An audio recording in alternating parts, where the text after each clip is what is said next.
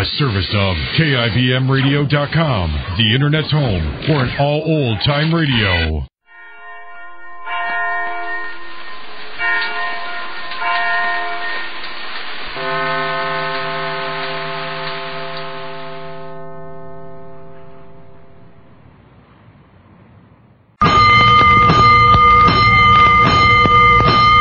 Five bells. Stand by all stations. Attention, all districts.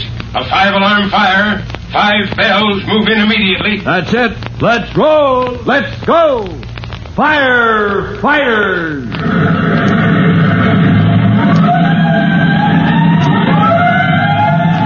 Presenting Firefighters, the true-to-life story of our unsung heroes who stand ready to ride by day or night against our most murderous enemy, the demon of fire.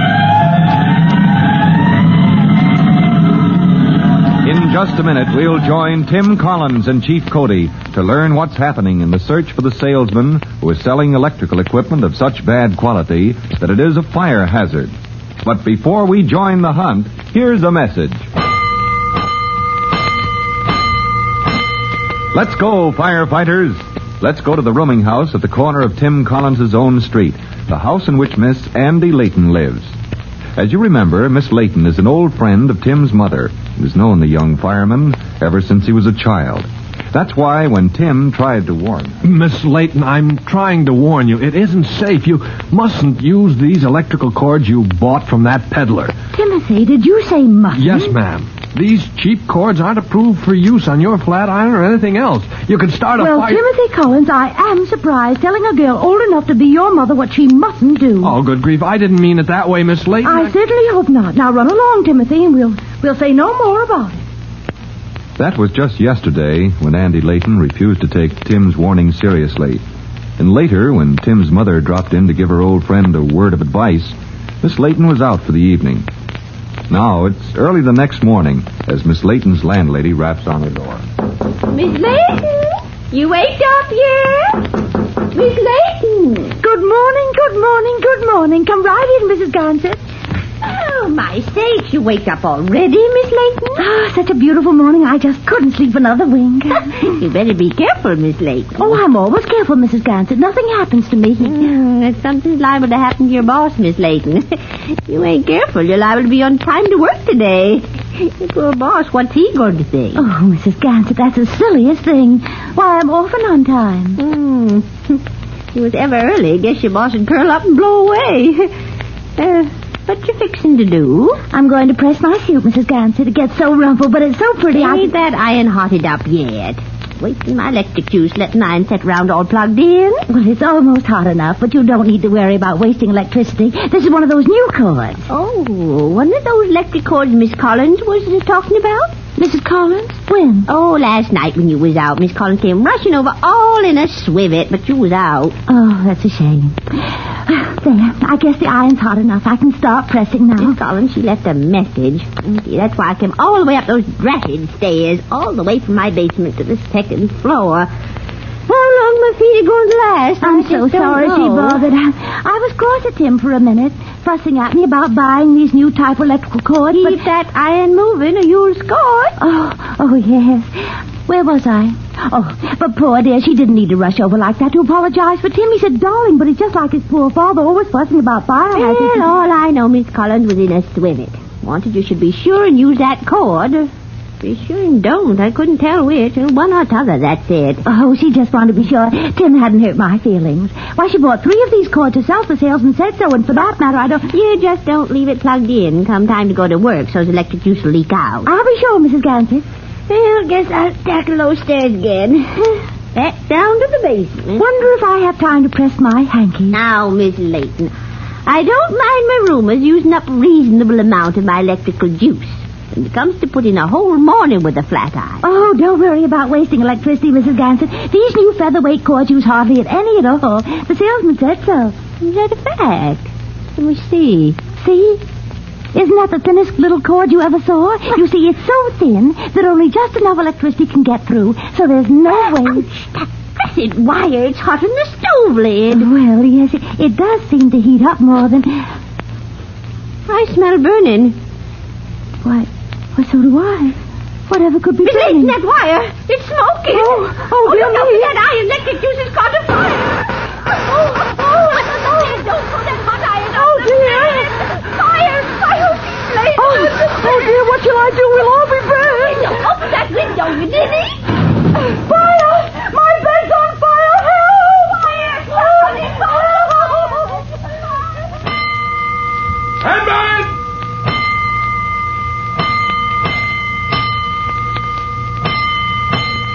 .132, Temple and Cedar, first due. Oh, good grief. Temple and Cedar, that's my own street corner. All clear right there. All clear. Come on, step on it, Gonigal. Give me a lift home. Let's go.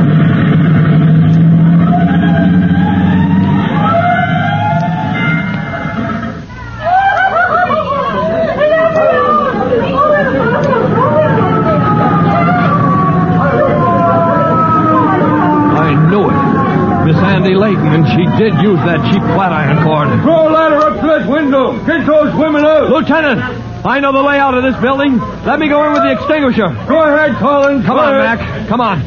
Lend a hand here. Follow me in and bring the axe. Street door's unlocked. That's luck. Come on, Mac. Now one flight up. To the right. There's Miss Layton's door. Hold on, Mac. Let me go first. Feel the door. Make sure there isn't fire right behind us. Okay, it's cool enough. We can ease it open. All right, Miss Layton. We're coming. Now, steady the door, Mac. Hold that crack ajar. That's it. About time. Oh, good grief. That bed is flaming like a... Well, here goes with the extinguisher.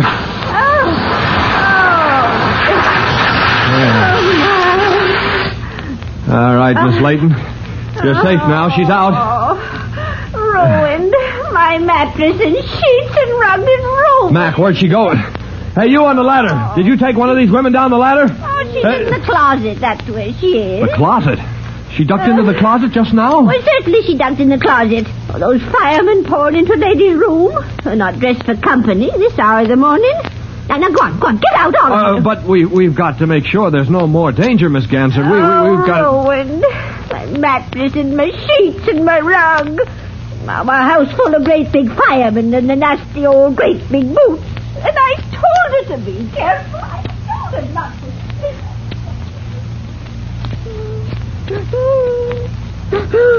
Oh, please, Miss Layton, we don't mean to scold you. You tell her, Chief Cody. Yes, let me, Collins. Now, Miss Layton, listen, please. Oh, dear, I won't listen. All you want to say is I told you so. Told you what? Chief, I warned her last night. As soon as I heard she bought those hazardous cheap cords for the flat iron, Oh, dear, and such a bargain, too. That Mr. Johnny Bliven, he seems so nice. Bliven? Is that the name he gave? So she told me. And Chief, he's the man we want. The one who's been selling this rotten equipment all over the city. Yeah, the description fits. Well, Miss Layton? Miss Layton, won't you go along with us now? Chief Cody will drive you down the block to my house. Look, please come and let Mom take care of you. Oh, dear, I look such a fright to go visiting. But if you promised here... I'll promise anything, Miss Layton, if you'll let us take care of you. No, promise you won't scold me anymore about my bargain. Oh, dear, I never could resist a bargain. Well, madam, you've learned your lesson. We'll say no more. But there's one scallywag in this town who's going to hear from us about those fake bargains. I hope we get him before he does any more damage, Chief Cody. We'll get him, Collins. Now, take this lady to your mother's house while I talk to the... what's her name, Mrs. Gansert? Maybe she can help us pick up the... Anyways, I don't have no truck with peddlers I don't know, so how should I know where this Blivens is? Nobody knows where he is, Mrs. Gansert. Not the police, nor my boys in the fire department, nor anybody else. But he'll turn up somewhere. And all we need is to have somebody tip us off when he does show up. Little shorty kind of man, you said, with a shiny blue suit? And a gold tooth, Mrs. Gansert, and a small mustache. Now, if you could mention to your neighbors that we'd like to pick him up... What makes you think I got time to go pestering my neighbors? Well, at a guess, after this excitement, you'll have a few neighbors dropping in. Well, no, I shouldn't be surprised. After all, a quiet neighborhood, you don't have fires every day in this district. Well, folks will want to see the ruins, so to speak. Makes me kind of famous, don't it? Losing property by fire like that. Well, yes. The folks will be dropping in, so... So I I'll tell him to keep their eyes peeled, Chief Cody. I'll tell folks we got to help catch that feller. But after all, it was him caused the ruination of my mattress and my bed sheets and my rug. Now, when last heard from, the unknown man who was peddling those dangerous electrical cords was right in Tim Collins's own neighborhood. And Chief Cody hopes that if all the people of the district can be warned by word of mouth as well as by radio and newspaper to be on the watch, maybe the slippery stranger can be caught. But the chase takes a strange turn, as you'll hear in our next true-to-life episode of The Firefighters. In just a moment, Chief Bob Cody will tell you, boys and girls, how you can help the firefighters in your own town. But first, here's a message you ought to hear. And now, Chief Bob Cody with a special notice for the Firefighters Brigade. Chief Cody. Hello, boys and girls. You all know me, your friend Chief Cody, and, I've got another item for your list of common fire causes. Now, write this down. Sun. S-U-N. That's right, the old reliable sun itself.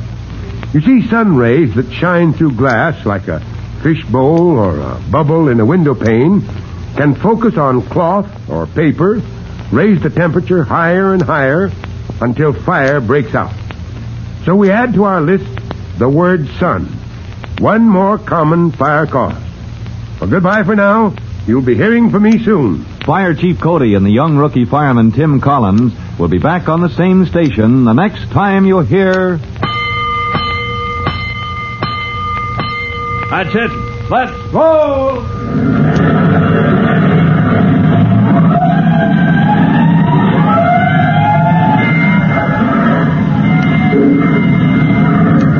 Let's go! Firefighters!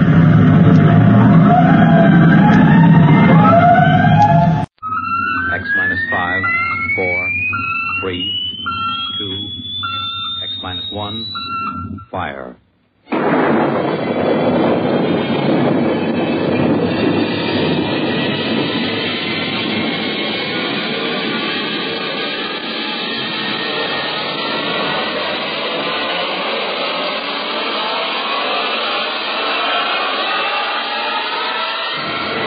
Tonight, George Lefferts's original radio drama of the 21st century, PErigis' Wonderful Dolls.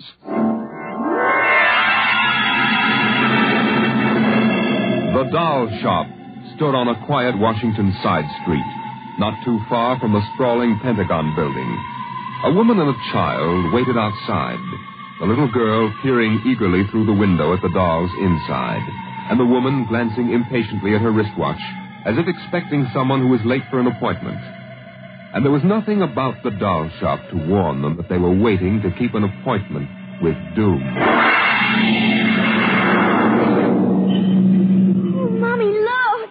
Yes, what is it, dear? In the window of the shop, the tiny dolls. Oh, Mommy, do you think Daddy will buy me one? Well, we'll ask him when he comes, dear. He said 3 o'clock on this corner. I see him, Mommy. There he is. Oh, Henry, here we are. Hello, dear. Hi. Sorry I'm late. Well, we've been waiting for you. Cindy's been So I'm afraid I'll have to call off the shopping, Alma. Oh, Henry, we promised. Yes, I know. Cindy. I'm sorry. It's just one of those things. You've been the wife of an Army colonel long enough to know his life isn't his own. What is it this time? Oh, some more of that flying sphere nonsense. The pilot who says he sighted it last month crashed and was killed today, so the general wants a full report. Dear, what next? Daddy. We'll have a staff meeting at the Pentagon at 3:15. Daddy, look in this window. I haven't time, dear. Just for a minute, Daddy, please. Indeed. I haven't time to stop and watch a bunch of 6-inch dolls parading around the shop. Say, they are lifelike, aren't they? Look at that, Alma. Dolls are marching around like a regular review. They've even got their own little band. Henry, your staff meeting. Oh, yeah. Yes, I've got to run. Now, look, don't go spending a lot of money on that nonsense, Alma. No, dear. Bye. Bye, dear. Bye, Cindy. Bye, Daddy. Oh, Mommy, look. Look, the band's going to play. Aren't they wonderful, honey? You know, it's funny. I must have stood on this corner 1,000 times, and I've never even noticed this shop before. Good evening, children. Oh, well, good evening. Mommy, he talks awful funny. Hush, Cindy. Would you like to step inside the shop of Santor Perigis? Well, yes, we would. This way. Oh, Mommy, it's like Here in the shop of Santor Perigi, creator of Perigis Universal, wonderful dolls, the world of adult reality is blended with the world of child's fantasy. This is a new shop, isn't it, Mr. Perigi? What is new and what is old? Come, this way. Would you like to meet one of my little ones? Oh, yes. This one in the red jacket is Toto. Speak, little one. Oh, isn't that wonderful? Mommy, he talks. The doll talks. Amazing. It's absolutely amazing. That is nothing for Perigi's wonderful dolls. Listen, sing, Toto. Sing for the little girl. My name is Toto. Cindy, listen. Sing, Toto. Men are big and tall. Dolls are very small. When men begin to fall, the dolls will roll them all. Oh, Lord, Toto, more. Well, how do they work, Mr. Perigi? How do they work? That is the secret of the great Perigi, greatest of all doll masters. To make an ordinary doll is nothing. To make a perfect replica, that is something. But to make a doll with intelligence, that is the work of an artist, huh? Well, yes. Well, they must be very expensive. Madame, when I construct a doll like Toto, I cannot bear to be parted from him permanently. So instead of selling, I rent my little people. You rent dolls? Precisely. $10. I have but one request. When you grow tired of my dolls, you must return them to me in good condition. Oh, Mommy, could we take him home? Take him home. Take him home. Take him home. Oh, look, Mommy, look. He's bowing and dancing. Oh, Mommy, he wants to come. Please, I'll take such good care of it, please. Well, honey, we'll have to deal with your father later, but... Well... Oh, Mommy! All right, wrap him up, Mr. Perigi. Oh, dear, I have a feeling when your father comes home, we'll be sorry. Be sorry. Be sorry. Be sorry. Be sorry.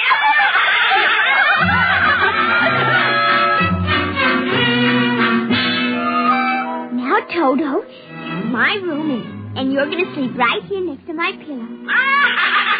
Oh, Toto, don't laugh like that. I'm going to have to teach you some manners. You be quiet, because my daddy will be home soon, and he's a colonel in the army, and he'll bust you to private if you don't behave. Now, you wait here. I'm going to introduce you to my puppy dog, Mr. Blister. So be good now. Here, Blister. Here, Blister. Come on, Blister. Mr. Blister, now this is Toto. Oh, dear, I don't think Mr. Blister likes you, Toto. Stop it, Mr. Blister. Come over here and shake hands with Toto, Mr. Blister. Come on now. Let go! Cindy, Mr. Blister, come over here. Why, what happened, dear? Mr. Blister tried to bite my doll. Look how frightened Toto is. Dolls don't get frightened, Cindy. But he is, Mommy. He screamed. You just imagined it, honey. But he did. Well, Mr. Blister didn't mean it. You know he's the gentlest little pup alive. Yes. He's nasty and I hate him. Cindy, you hurt his feelings. Okay. He tried to bite my new doll, and I don't ever want to see him again, ever. Oh, dear. All right, Mr. Blister, you come downstairs with me. Come on now. Cindy's angry at you tonight. I'll kill him. Why, Cindy, where did you hear a thing like that? Toto said it. Well, I see. Well, you've had an exciting day, honey. You brush your teeth now and go to bed. Daddy's coming home late, so we'll see you in the morning. Hmm? Good night, darling. Sleep well. I hate him, Mr. Toto. I hate him.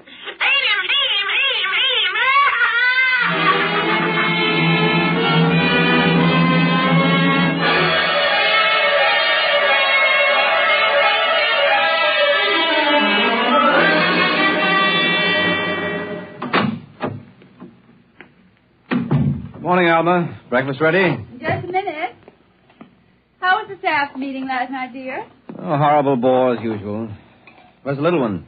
Up in her room. She'll be down in a minute.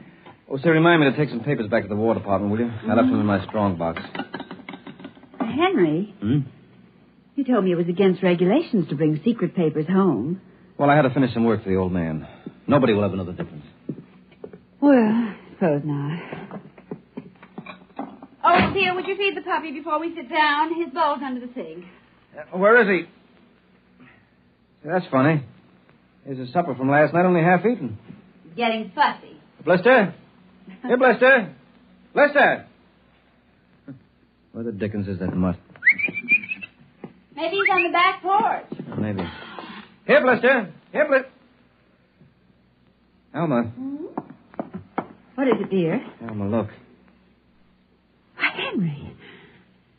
Is he? Yes, he's dead. But how? What happened? From the looks of it, he might have been poisoned. Poisoned? Who on earth would do a thing like that to an innocent little pup? I don't know. Let's see his dish. Oh, Henry. I don't understand this at all. Say, what's this? What's what?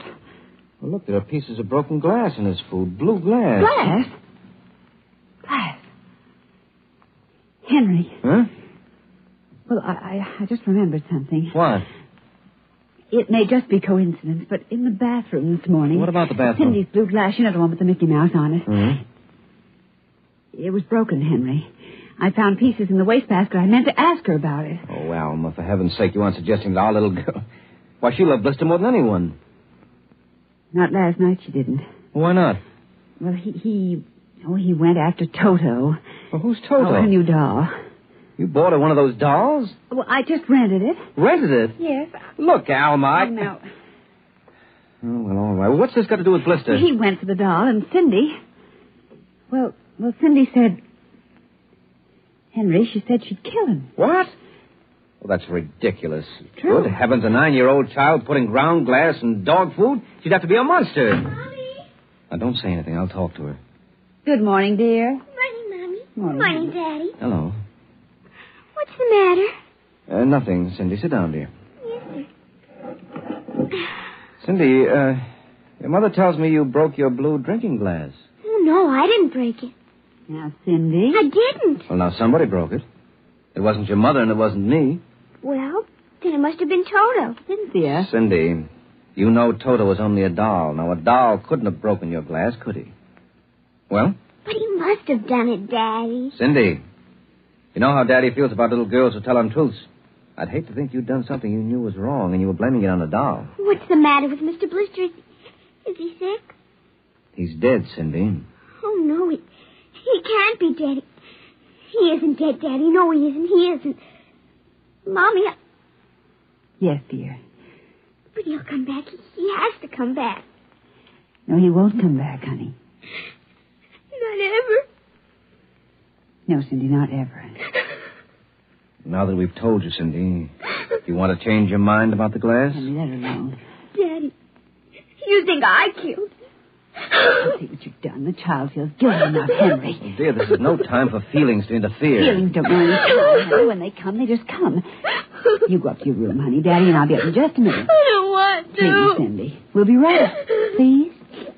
There, that's a good girl. And close the kitchen door behind you.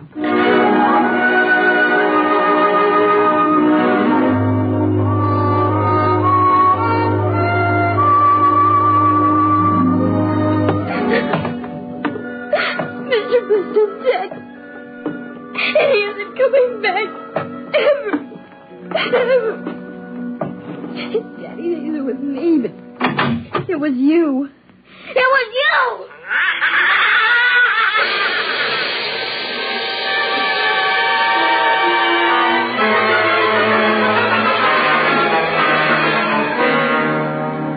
You're listening to NBC Radio's award-winning science fiction series, X-1. Now we return to X-1 and PErigis Wonderful Dolls.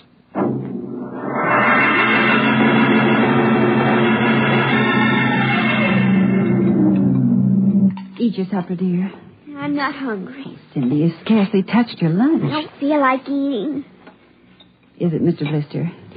Oh, Mother. Cindy, answer your mother. Now, Henry, she'll work it out in her own way, dear. Oh, I don't know.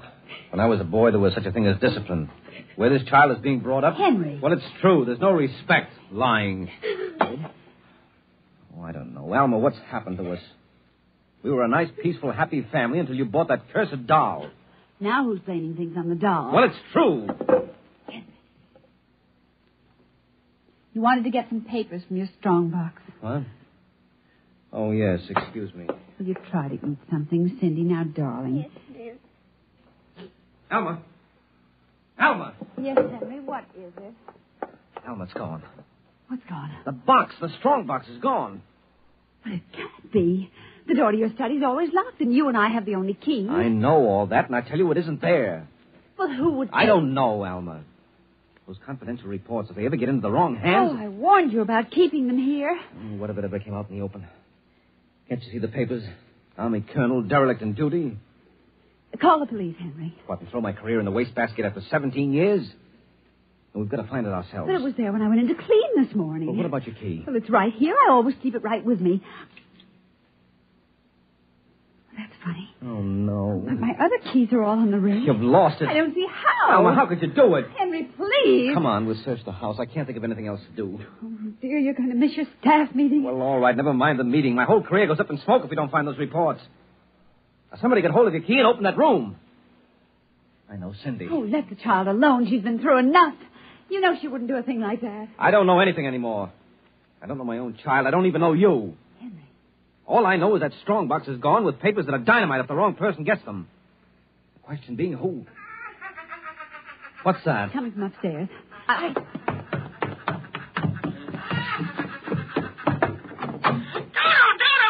kill him. How do you do? Stop it. How do you do? Blasted little imp! There. Henry. But since we've got this thing... Henry. What? Look. Where? What? Around the doll's neck. The key. The key to your study. It was Cindy, after all. I don't believe it. Ever since she got this fool doll, she's been acting half insane. First the dog, now this.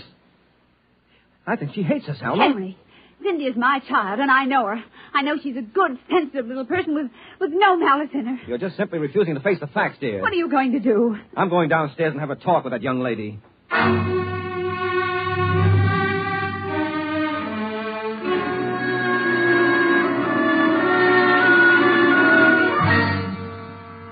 Cindy, you're not telling me the truth. Oh, yes, I am, Daddy. Now, all I'm asking is that you tell me the truth. Now, where is it? I didn't take it, Daddy. Honest, I didn't take it. I suppose you're going to tell me now that a little 6-inch doll took my strong box and hid it. Well? Cindy, I'm speaking to you. I didn't take it, Daddy. You don't understand. Toto did it. Oh, he's terrible awful. He says things. He says he's going to kill everybody. Oh, Cindy, you're inventing things. It's true. At night when I'm sleeping, he stands next to my pillow and whispers things to me. Awful things. He told me he'd kill me, too, if I told him. Alma, I think this child is sick. I think she needs a doctor. Frightened, Henry. She's trembling like a leaf. Come on, darling. We'll go up to your room. I don't want to go no, up honey, there. Mommy will stay with you. I'm afraid. He's up there. Who, Cindy? Toto. Well, he won't be up there for long. Mr. Toto is going right back to Perigi's wonderful doll shop before I lose my sanity, which means right now.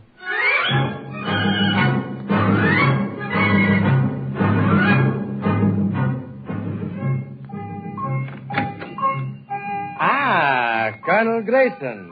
Welcome to the home of Perigi's wonderful doll. Are you Perigi? Santor Perigi, creator of the universal doll.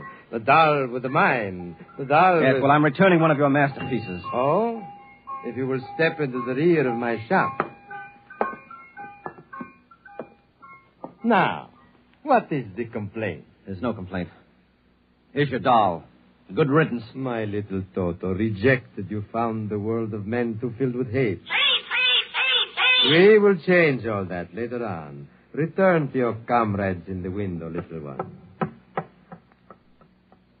And now, Colonel Grayson? I think we have no further business, sir. But we do, Colonel. Let me see. Here it is. Do you recognize this, Colonel? That's my strong box. Well, my little Toto is very clever, sir. Are you trying to tell me your doll stole that from me? Let us not say stole. I'm merely keeping it in custody.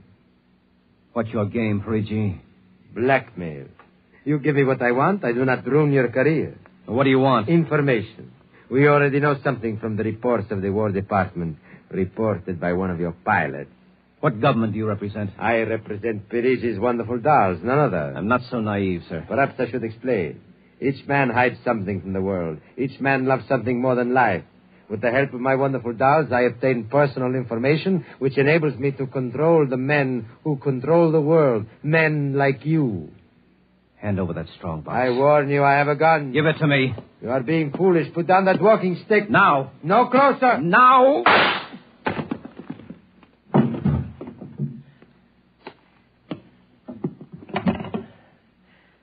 Hello. Give me the police. Hello. This is Colonel Henry Grayson. I've just killed a man. PErigis doll shop, corner of 4th and Lexington. The body is in the rear. I'll wait for you. Shut up. Shut up, you little fiend! Colonel Grayson! Did I hear you speak? Colonel Henry Grayson! Oh, it can't be. I must be going out of my mind. The 6-inch doll. Shut up! Your master's dead! You are mistaken, Colonel. I, Toto, am the master. What do you mean? If you will examine the body of Santo Perigi, you will see that he does not bleed. And he does not bleed, Colonel, because Santo Perigi never lived. Never lived. Santo Perigi is a doll. A doll? But he's a man. He talks. He walks. The people of Matrix are skillful doll builders. Meretrix? Doll builder? Who are you? I am Xanthus Imperator, commander of the legions of the 3rd planetoid, Matrix. Legions? Planetoid? My people and I, whom you regard as dolls, come from a tiny planet beyond the moon. What? So small that it cannot support our population. That's true. We landed one of our space spheres on Earth 3 months ago with the intention of colonizing. Unfortunately, one of your pilots intercepted us. So that's why you wanted our information. Precisely. And you are human? Quite human. Of course, in order to deal with Earth people without suspicion, we were forced to construct Perigi, a man-sized doll. No, it can't be. I can't believe this. I'm having hallucinations. I've got to get out of here. That will be impossible. We have weapons of destruction quite unknown to Earth people. I phoned the police. I'll be here soon. By the time they arrive, my people will have prepared something quite shocking.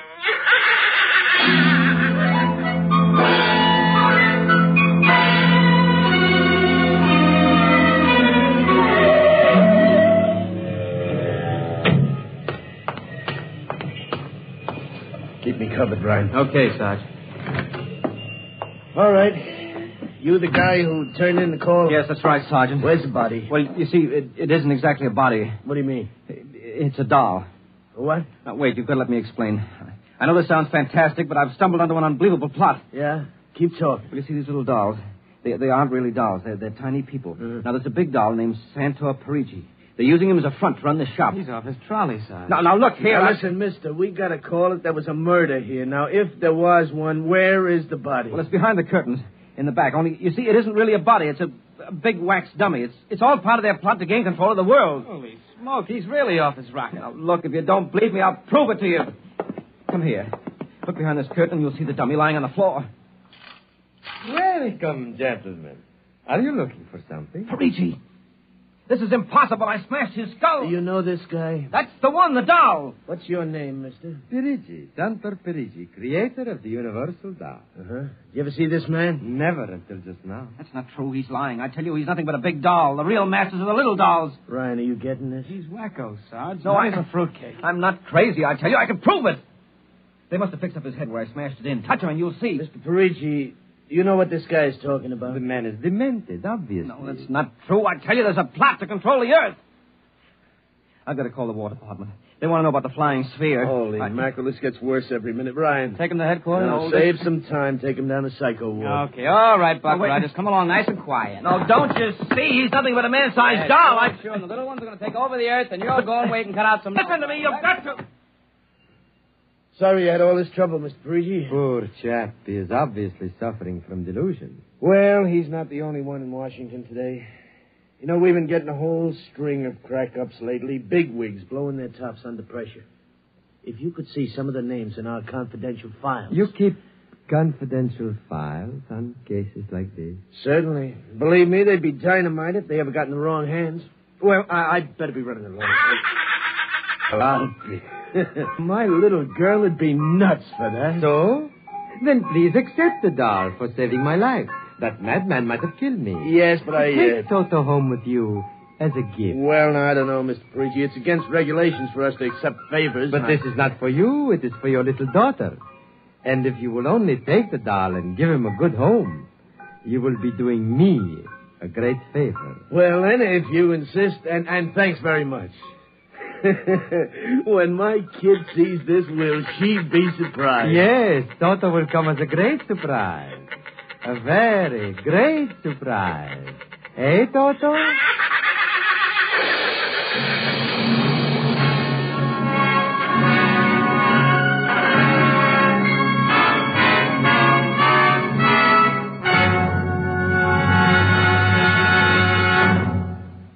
This was from the world of X-1. Tonight's story, PErigis Wonderful Dolls, an original drama written for NBC Radio by George Lefferts. Featured in the cast were Denise Alexander, Joan Alexander, Les Damon, Joe DeSantis, and Leon Janney as the doll Toto. Music by Al Behrman, narration by Norman Rose. Tonight's program was directed by Edward King, executive producer Robert Wogan. At last, Johnson on the Gregory boat is nearing the Magic Island. But Johnson will arrive at the island as a prisoner and not a rescuer. Jerry and Joan were ordered to go in the Euclidean submarine and aid in the capture of Johnson's boat, while the captain and Mrs. Gregory have seen and heard all that took place in the submarine through the wonderful prism reflectors in G-47's control chambers. The submarine is towing the Johnson boat, which has run out of fuel. They are only a few miles from Euclidia, the Magic Island. Mrs. Gregory and Captain Bradford are now back on their captive yacht, inside a lock in the submerged island. The alarm gong on the island has been ringing, and Mrs. Gregory and Tex are trying to learn the meaning of the signals.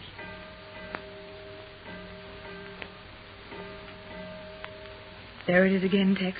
The same signal we heard before. Yes, Pat, but the last time we heard it meant to standby stations. Then they submerged this island. Well? The island's all the way down now. The surface of it is 40 feet below the water level. They can't submerge it anymore.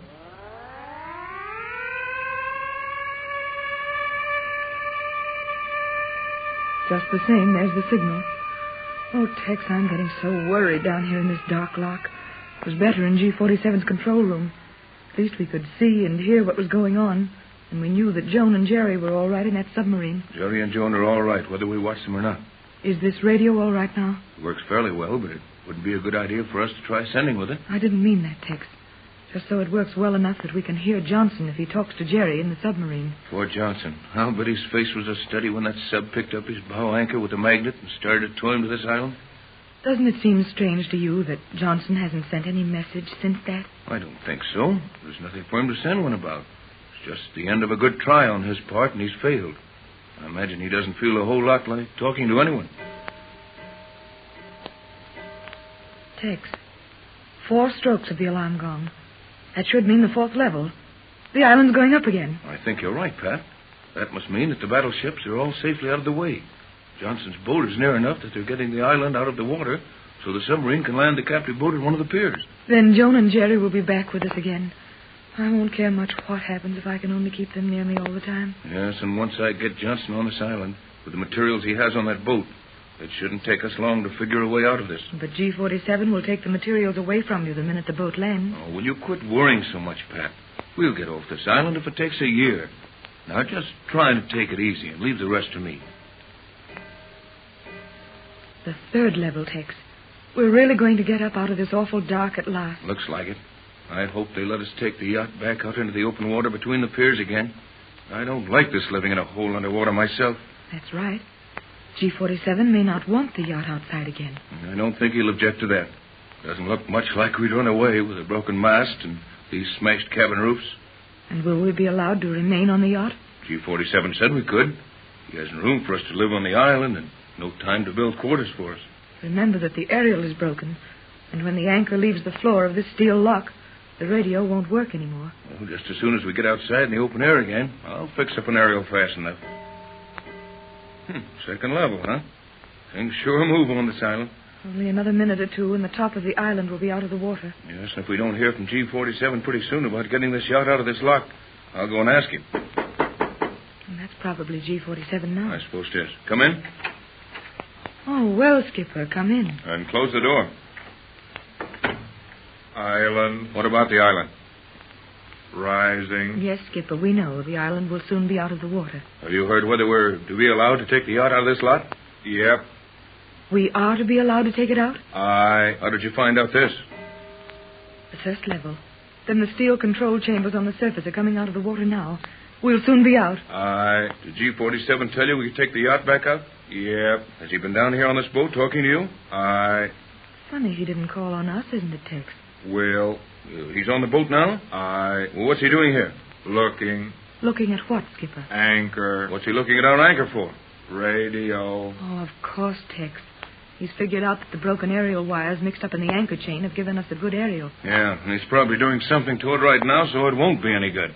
Send him in here, Skipper, will you? Aye. And don't tell him you've told us he's on board. Aye. So, the old boy's been sneaking around out there on the deck looking things over. I wouldn't worry too much about that, Tex. He told the skipper we could take the yacht out and anchor it in open water again. Well, I hope it's right away, then. I've got a notion something's going to happen before very long. This will be G47. Yeah. Come in.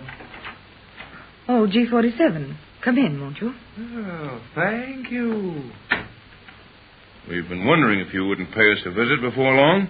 The island seems to be rising again, and we'd like to take the yacht back outdoors, if you don't mind. Oh, you will be allowed to take the yacht out again. It will make Mr. Johnson feel more at home to be welcomed by his friends. Yeah, some welcome. One prisoner welcoming another to jail. Never mind that now, Tex. Will Johnson's boat be brought in at Pier 5? Will it lie near us? I think that will be advisable. Then, when the time comes for the destruction of these boats, it will be simpler if they are in contiguous slips. Destroy them? Steady, Pat. I expected that remark. The lock gates are opening now, if you care to listen. Oh, Tex, listen. The gates are open. The water levels and the locks are evening up. Sounds good to me. I've had enough of this dark lock. Tex, look, the portholes. You can see the daylight even back here in this lock.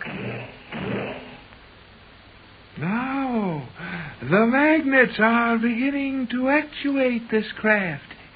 We will soon be in the outer slip. J12C, Jerry Hall on Euclidean submarine to J12C. Hello, J12C. Hello, Johnson. There's Jerry in the saddle. Oh, it's good to hear him again. Silence. We must hear this. Hello, Johnson. Hello. Calling J12C. What's the matter, Johnson? We have not been able to raise your boat since we started towing you. Have important orders for landing your boat at Euclidia when we cut loose our magnets at the island. Advise Johnson, there is every possibility his boat will be wrecked on the island if he does not acknowledge and carry out these special orders. J12C. Hello, J12C. This is emergent. Answer at once. Will this transmitter work, Captain? It will if your magnetic ring doesn't stop the beam. It will not. Break Hall at once. Try to speak Johnson. Hurry. The time is precious. Right. Break it, Hall. Break it, Jerry. Bradford on J24Y, calling Johnson on J12C. Let me have it, Jerry. I will now send from the yacht to Johnson. Special orders. G47 on board yacht. Let me have it, Jerry. Okay, Tex. Hello to yacht. All okay here. Go ahead, Tex. I can't raise Johnson. Go ahead. Thanks, Jerry. Hello, Johnson. Bradford to J12C. Hello, J12C. Something must have happened to Johnson's radio. You will continue, Captain. Right. J24Y to Johnson on J12C. Hello, Johnson. This is important. Can you hear me? Your boat is in danger of being wrecked against a steel artificial island unless you talk to the commander of the submarine who is towing you. Get her instructions before she casts your anchor off her magnetic towing fin. J12C, calling J12C. What can be the matter, Tex? Hello, Bradford. Hello. Can you get me? Oh, Tex, it's all right. Hey, Tex. I got Johnson here. Can you hear him? Yes, I got him, kid. Let me have the channel now. Hello, Johnson. Getting you fine. What happened? No message from you for so long. Sorry, Captain. My set has been dead. Was not advised we would be towed by magnets, and they paralyzed the set. When I heard the word magnet very faintly, I set about making a crude shield for the set. Okay now. What's the order? Tell him to take his orders from the commander of the submarine. Hello, Jerry. J24 wide to Jerry Hall on submarine. Hello, Sub. Okay, Tex. Go ahead. G47 authorizes me to tell you Commander of Sub is to give orders directly to Johnson. That all, G47? Have the commander advise me speed and distance from island. Commander, Bradford to S1. Yes, proceed, Captain Bradford. Will you give orders to Johnson, then report to G47 on your position and speed? Very good. S1 to Johnson. S1 calling J12C. Go ahead, S1. Johnson on J12C. Ready, S1. Go ahead. We are 15 knots from island. Stand by when within 1 knot of island. I will cut magnets off. You will be released directly opposite opening in the slip you are to use. Have you auxiliary power on board to take yourself in? Last few hundred yards. Reply. Johnson to submarine commander. Have small electric motor. Should be good for 2 miles or more. Uncharged. Now in batteries. What about this island slip? Have received some wild messages supposedly from there. Is island surrounded by fog ring? Will I need pilot? No, your power will be clear. That is all, Johnson.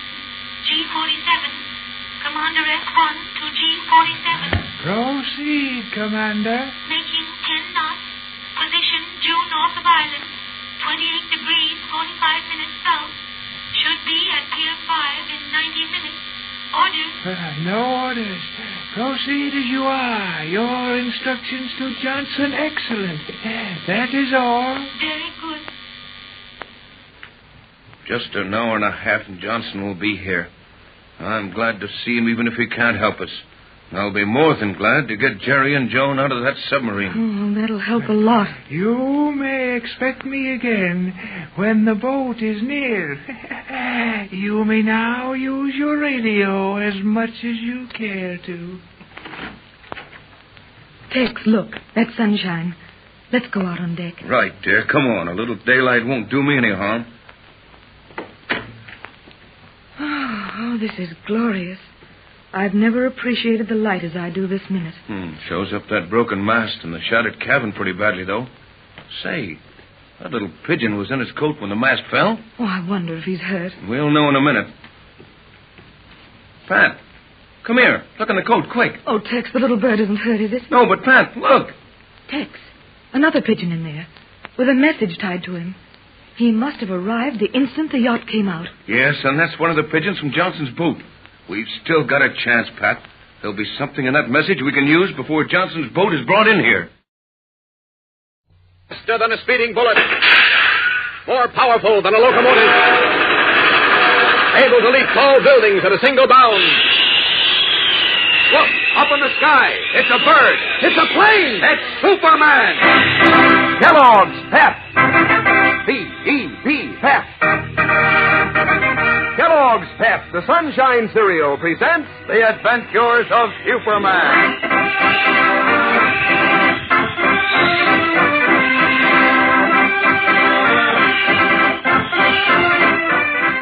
Today, Jimmy Olsen and the giant Daily Planet foreman Boris Archenko have walked into a dangerous trap as Superman, unaware of their plight, continues his search for Editor Perry White.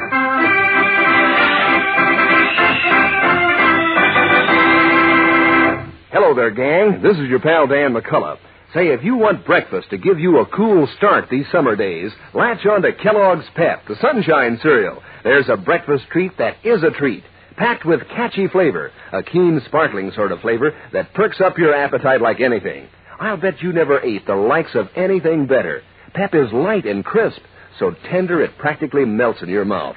Why, Kellogg's Pep, topped with cool milk and sugar, tastes so terrific, it's worth a big, loud whistle. And then some. Only chances are you won't even have time to whistle because you'll be so busy digging into that bowl of pep and finishing off every golden flake in your bowl. Mom likes that, you know, because pep is good for you. Sure, gives you solid whole wheat nourishment plus. What's more, it's never a good idea to waste cereal. And nowadays, we're sending the cereal grains to help give good nourishment to fellows and girls all over the world. So latch on to Pep, gang. When Mom brings Kellogg's Pep home from the grocer's, remember to eat all your Pep. Don't waste it. Now the adventures of Superman. When Homer Smith, newly appointed representative of John Grayson, publisher of the Daily Planet, demanded that editor Perry White stop supporting the World Peace Federation and attack it instead, White defied him. Then, a few hours later, the gray-haired editor mysteriously disappeared. Late that night, Jimmy Olsen, sent home by Clark Kent for safety's sake, received a phone call from an unknown man who said he had a message for him from White and asked the young reporter to meet him in the library of the newspaper club. But when Jimmy arrived there with Boris Archenko, the giant Daily Planet printing room foreman, the club library was deserted. Puzzled, Jimmy and Boris left the club and entered a waiting taxi, the driver of which turned out to be the man Jimmy had last seen with Perry White. Overhearing Jimmy's startled explanation to Boris, the driver swerved the cab into an alley and leveled a pistol at his two passengers. Listen. So you did remember me, eh, Olsen? Why, That's what I wanted to find out.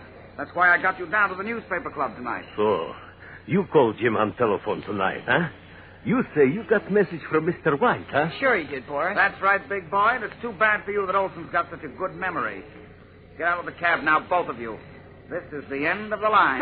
Now, wait a minute. Listen, mister. You put away that gun or with bad hands. Wait, relax. Here comes another car. Don't get your hopes up, sonny boy. Those are my pals in that station wagon. Your pal? Yes. Leo? Yeah, Joe. Everything okay? Right, come and get him. Okay, Olsen, and you, big boy, get out of the cab. Good work, Joe. Look, Jim, Okay, I boys. take care of these Take 'em fellas. into the You're wagon. on fast. Nothing doing. I'm going You do like Boris say. Nah, you're tough guys. What about Leo? Brother, guys. Don't think you're tough guys, huh? Well, Boris, fix you. Good paddle, boy, Boris. Come on, you guys. Finish this big fella in a hurry. We're making too much noise. Oh, you're not finished Boris in a hurry. Run, Jim, run. Hey, Uh-oh. hey, listen. That sounds like the cops. Slug him, Leo, fast. Let's get out of here. Sorry, Cupid. Boris, look out. That does it. Boris. Nice going, Leo. That takes care of the big guy. Quick, now grab Olsen, dump them both in the station wagon, and then scram. Fast. I'll block the alley with the cab. Okay, Joe. Come on, you guys. On the double. Picking up the unconscious Boris Archenko, the gang lift him into the station wagon, force Jimmy in, and leap up beside him as Joe, the fake taxi driver, swings his cab around to block the narrow alley. Then he leaps from the cab into the station wagon, which roars away and disappears into the night.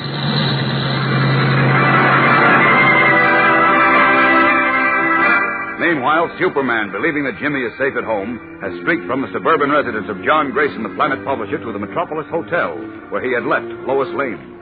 Once more in his guise of Clark Kent, he enters the hotel lobby and breathes a sigh of relief as he sees the girl reporter nervously pacing the floor. Thank heaven you're still here. Why? You told me to wait here, didn't you? Yes, but that isn't the point. Skip it. Did you find out anything about Mr. White? No, but you Neither see... have I. Just talked to Inspector Henderson, and he hasn't found out anything either. Look, wait a minute. Oh, Clark, what are we going to do? I'm so worried I could just die. Take it easy, Take will it you? easy. Do you realize that it's 1 o'clock in the morning and the chief has been missing since late yesterday afternoon? I know, but we've got to keep cool and use our heads. I got a theory about the chief's disappearance. Well, isn't that peachy? This is no time for theories. We've got to find him. Will you pull yourself together? I want you to have a cool head when we speak to Mr. Smith. Mr. Who? Homer Smith, our publisher's representative. Oh, that's He too... lives right here in this hotel. That's why I was so worried about you. Worried about me? Yes. I don't get it. And listen, will you? My hunch is that Mr. Homer Smith knows a good deal about the chief's disappearance. What? He may even have had something to do with it.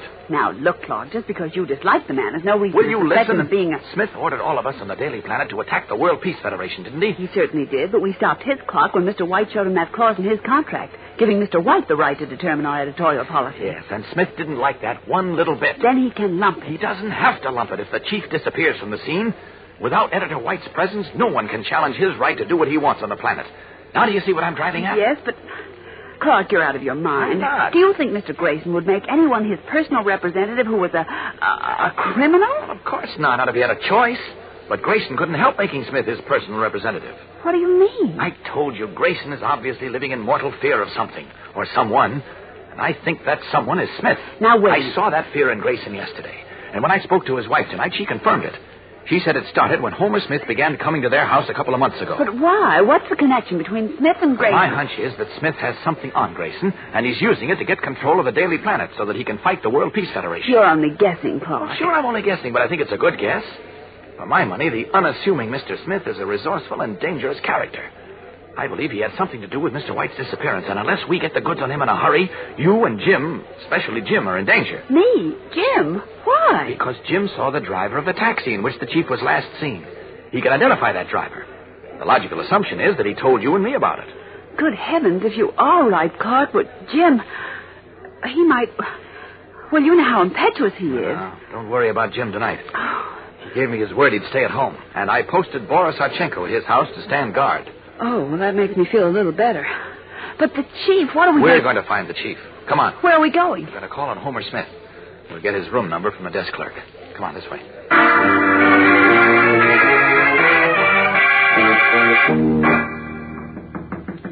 Never mind. Don't waste time knocking, Lois. Smith isn't in his room. How do you know? He hasn't had time to answer yet. I know, but he's not there, I tell you. You can see through the door, I suppose, like Superman. Yes. Oh, stop it, Clark. This is no time for jokes. Dear, why doesn't he answer? Because he isn't there, I said. But it's after 1 o'clock in the morning. So what? Everybody seems to be missing tonight. The chief, John Grayson, now Homer Smith. Grayson, too?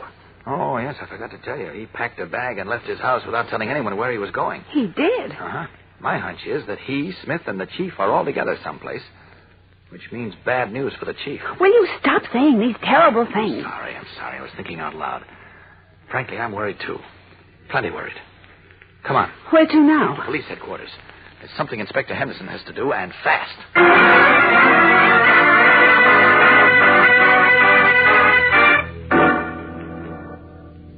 I think you're all wet about Smith and John Grayson, Kent. So do I. No, I'm not, Inspector. Now, listen. Don't go into your song and dance again. But I'll have Smith investigated if it'll make you feel any better. Well, it will, but we can't wait for that.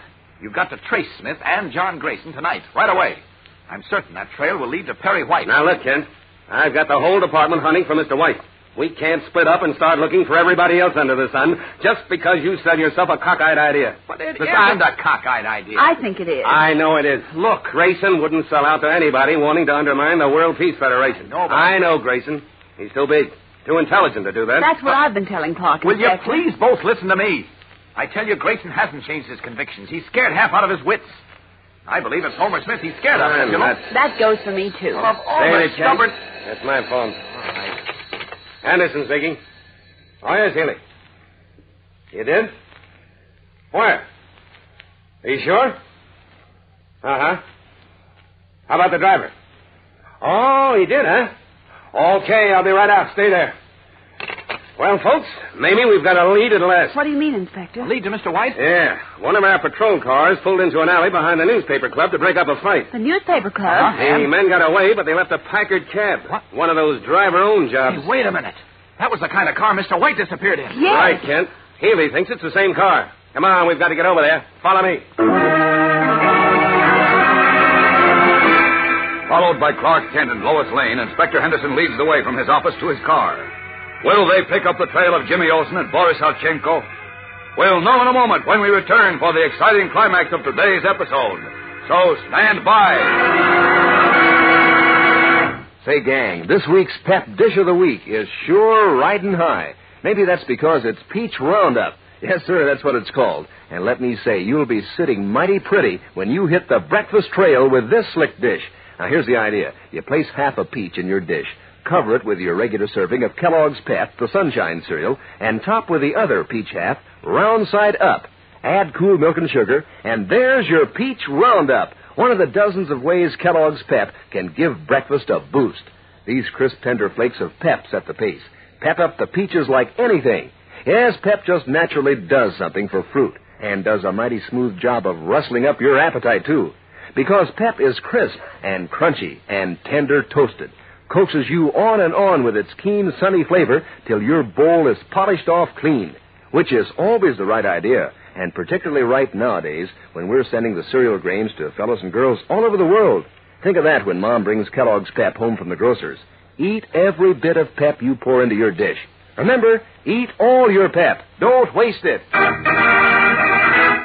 As Clark Kent, Inspector Henderson, and Lois Lane hurried to the alley from which Jimmy Olsen and Boris Archenko had been taken in the station wagon, Jimmy and Boris, their arms and legs bound, are lying on the floor of a basement hideout a mile or two away. Half a dozen men playing cards at a nearby table pause in their play as one of their number, a hard-faced man named Leo, talks on the telephone. Now listen, Joe. That kind of job costs more money. I think he's talking about us, boys. Hey, sheriff, you stop monkeying with them ropes. The one thing you're no good. Shut up, Nick. Yeah? Go on, Joe. 500 extra? Well, I guess that'll be okay. Sure, we'll take care of him right away. Okay. Yeah, relax. Check. So long. What'd he say, Leo? He says we rub out these two guys, but quick. What? Boris, did you hear that? Holy smokes, that's... Come on, let's get the job over with and blow. Let me have your gun, Nick. Yeah.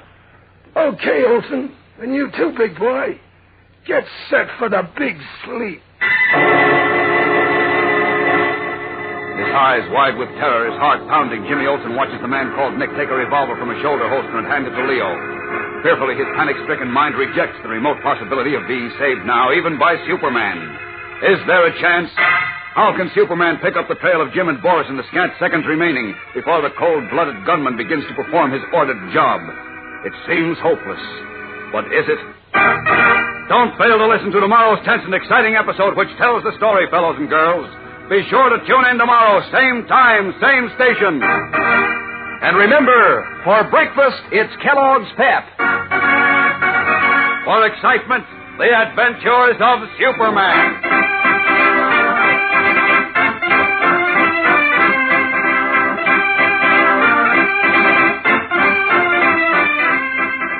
Superman is a copyrighted feature appearing in Superman DC comic magazines and is brought to you Monday through Friday at the same time by Kellogg's Pep, the Sunshine Cereal.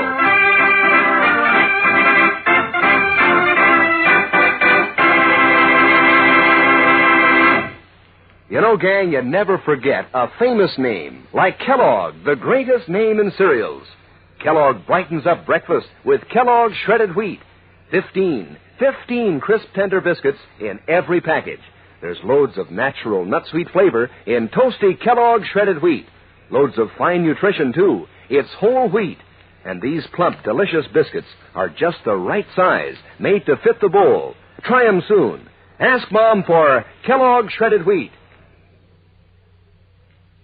And be sure to be with us tomorrow for the thrilling adventures of Superman. This is the Mutual Broadcasting System.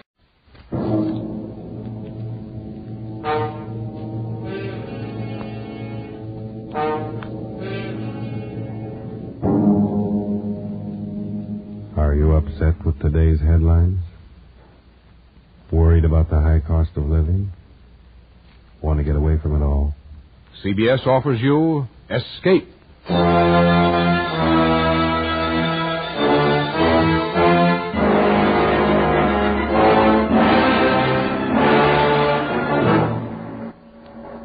You are the friend of a man living in death, confidant of a ghoul, witness to a nameless terror. You are a guest in the house of Usher. The Columbia Broadcasting System and its affiliated stations present Escape, produced and directed by William N. Robeson, and carefully plotted to free you from the four walls of today for a half hour of high adventure.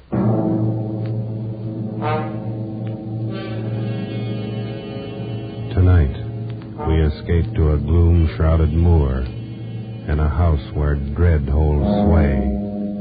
As Edgar Allan Poe recounts it in his famous story, The Fall of the House of Usher.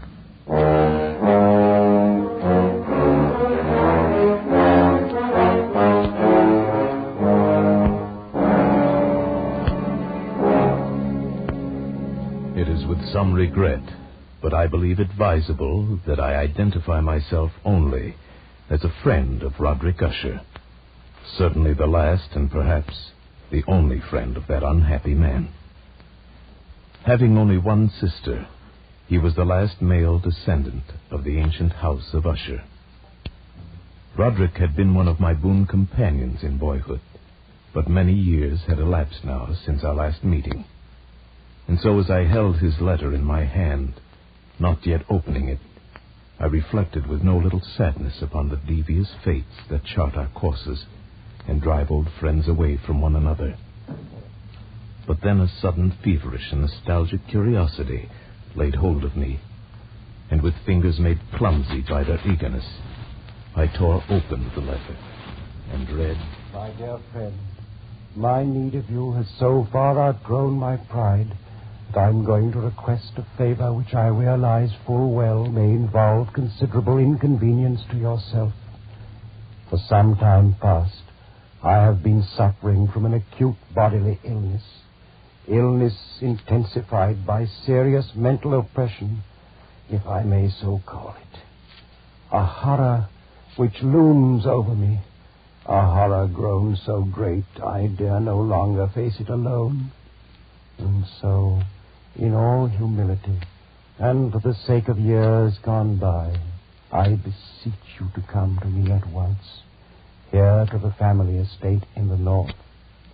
Should events conspire to prevent your coming, then only God may know the consequences. Your friend in desperation, Roderick Usher.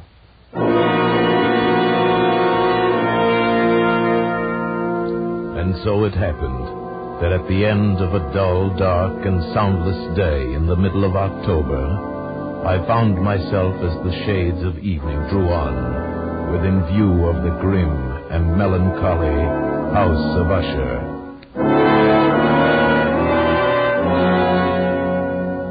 I confess that the first sight of the house, the fungus-covered walls of stone thrusting their crumbling ramparts against the darkening sky, rising out of the sullen, sluggish waters of the black tarn at their base, the bleak and vacant windows staring blindly, the bone-white trunks of decaying trees, these things filled me with a nameless and desolate terror, so that I reined in my horse and sat trembling, half fearing to cross the wooden bridge that led over the waters of the moat and up to the entrance of the house of Usher.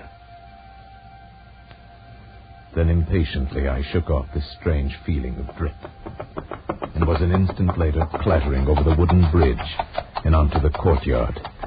I dismounted quickly, tossed my reins to the silent lackey who approached, strode across the gravel and up to the massive wooden portal, the door of the house of Usher.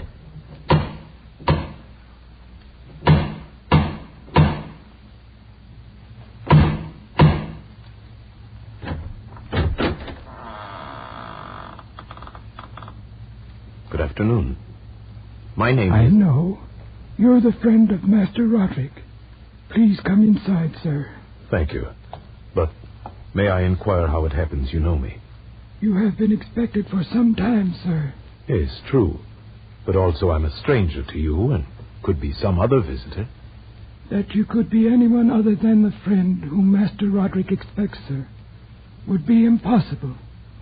You see, no one else would ever come to this house. Then I followed his stealthy footsteps through many dark and intricate passages. My earlier foreboding heightened and was made fearful by the somber aspect of the hallways by which we passed. The many unused rooms reaching out with their vast emptiness like some hideous jungle creeper. But at length we stood before the door of the master's studio, and there the servant left me, departed and left me to go in alone. The man across the room, half reclining on the couch, his back turned toward me, did not hear the opening of the door. For the space of several heartbeats, I saw only the deathly pale and ghastly sunken features of a stranger. Then only with difficulty could I recognize, behind that mask, my boyhood friend. For surely, under light of heaven, no man had ever before so terribly altered in so brief a time as had Roderick Usher. Oh, my friend, you've come at last. Thank God you did come. Oh, Roderick, did you not know I would? Could you not be sure that no long years would ever dim the friendship we shared in youth? So many things have dimmed. Ah, youth. It seems so long ago. But now you're here, and we'll find it, relive it all over again, every glorious moment of it. And all these shadows, all these gibbering phantoms that haunt me, they'll be driven out. And then the sun will shine again, and we'll be young again and relive... Roderick! Oh, but forgive me, my friend. My excessive joy at the sight of you after so many years drives me into a frenzy of talk. How many years has it... Oh, no matter. It is enough that you are here, and brought with you all the lost, all the happy days of my boyhood. But I'd expected from your letter to find you in serious straits indeed. Instead, you seem in the best of spirits. You have the right to know. But in all frankness, here in your presence, I find it difficult to credit importance to those things which only yesterday filled me with terror. True, I've been ill. A nervous affliction, something in the nature of a family weakness, probably. It has affected me with a morbid acuteness of the senses, such that quite often the least sounds and odors and colors become irritating beyond endurance. Then I've eaten but little, as you can see. But surely you've retained the services of a physician. A physician? Oh, yes, of course. He calls almost daily, though it is more often Madeline that he attends. You remember my twin sister, Madeline? For her, I fear more greatly than for myself. Even today, she's taken to her bed, and I have no doubt will never rise from it again. Oh, a tragedy. The sympathies of my heart go out to you. Oh, but leave it for the present. Leave it to dream of all those happy days we left so far behind. Everything will be different now that you're here. Do you remember when we were 12? But the happy forgetfulness which Roderick found in my coming was short-lived. And in a few days he had sunk into a morose torpor, from which only occasionally with frantic difficulty could he reach the joy of our first few hours of meeting. More often his mental apathy was broken by bursts of vicious temper and violent ill humor. Fits I could only excuse on the basis of his illness. And that illness began in my mind to assume a most mysterious character. Being unable to divine its true nature from Roderick's hesitant offerings, I took the liberty of questioning the physician a few days later when I chanced to encounter him in a hallway. Yes, she's resting as well as might be expected. But she continues to decline. Is that not correct, Doctor? That would seem to be the case. And the malady, the illness which has stricken her, is it the same as that which affects her brother Roderick? I may venture that it is. Might I inquire the nature of this illness? As to that, I am unable to say. You imply, then, that I have no right to the information? Not at all.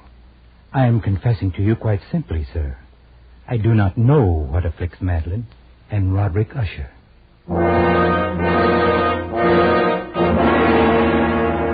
And so a week passed. A week in which the sullen, leaden skies darkened into deeper oppressiveness, in which Roderick's deathly pallor and creeping mental dissolution grew more apparent. A week in which the monstrous atmosphere of this ancient mausoleum began to crawl insidiously within my own consciousness, stirring into life a formless, unknown dread. Then one evening, we were sitting in the vaulted studio, while the first shadows of night began to flow together into pools of darkness. Roderick had been unusually troubled during the day, and had been trying to find some solace by playing on the violin. Of a sudden, there came a knock upon the door. Stop it! Stop that infernal pounding, do you hear? Do you wish to drive me completely mad? Open the door and come in, come in. It's the doctor. Well, what is it? What do you want?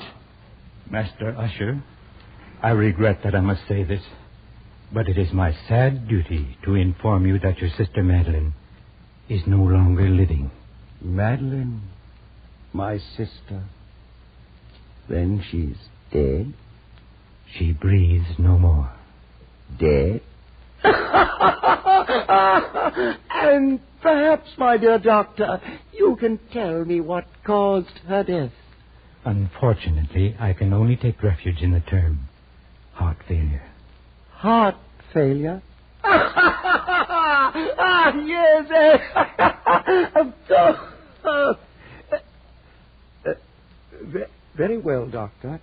If you'll be kind enough to wait, I'll come down directly and discuss the arrangement. At your service. I bid you good afternoon, gentlemen. Roderick, I assure you of my deepest sympathy. You do. Your deepest sympathy. The doctor regrets his sad duty. Are you fools, both of you fools? I don't understand. Haven't you seen it yet? Can you not feel it about you? The horrid, monstrous, brooding spirit of this accursed house. Can't you hear its evil laughter as it lurks in the hallways and grows fat upon the soul? My dead sister. Roderick. Can't you see that it matters nothing to me that she's dead? That I myself walk but a few steps behind her into the same shadows of hell? Can't you sense those hideous tentacles even now reaching out for me? For me, who now the last living, if it be living, the last living descendant of the accursed house of Usher.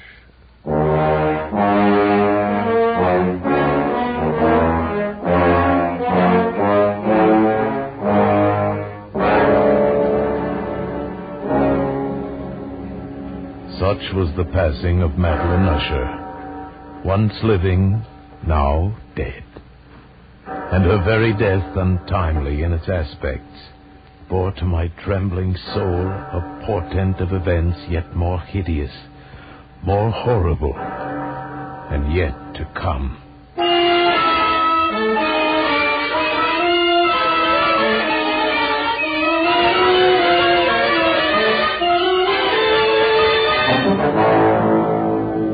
At a later hour of that same sad night, Roderick came into my chamber to voice an intention so morbidly unnatural that for the moment I could only feel that his tottering reason had at last failed him entirely. Then you refuse? But, Roderick, this is madness. I tell you, before this night is over, the coffin body of my sister shall rest in the vault beneath this house, and if you will not help me, I shall do it myself. But why? Why? I could not stand to think of her buried out there in the dark graveyard, alone among the dead. Roderick, she too is dead. It's fantastic how little we know of death or of life. The doctor says she no longer breathes. She is dead. She was so lovely, was my sister. Roderick. I must keep Madeline near me. Nothing but evil would come of such an act. I can trust no one but you. Not even physician himself. He hates us because he can't discover what it is that kills us. Even he might steal the body of my beloved sister, and he might learn our secret. You understand, don't you, my friend? Yes, Roderick. Yes, I understand.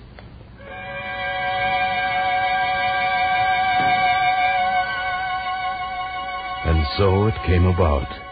Near midnight, we two alone made our way to an upper chamber of the house. And taking up the black coffin between us, in the shuddering light of candles, we walked the tortuous passageways. slowly descended the curving stairs of stone, passed beneath the moldy level of the earth, forced open a massive and age-rusted door of iron, and stood at last, with our ghastly burden, in a subterranean, dank and musty crypt, underneath the house of Usher. Over here, my friend, on these trestles. Now, a trifle higher with the head. There. Oh, may you sleep in peace and dream, sweet sister, from I who tread the same path soft behind you. Come, Roderick. The thing is done. Oh, wait. Stay a moment. We've not yet affixed the coffin lid. See? I've left it loose so it can be turned back. No, I beg you. A last farewell, no more. Look. Is she not beautiful? Yes, she was very beautiful. Was? Yes, of course. The look of her confused me. But do you not see it, too? The warm glow of the cheeks, the eyes shut softly, those lips half parted. Does it not seem that she may rise up and speak to us at any moment?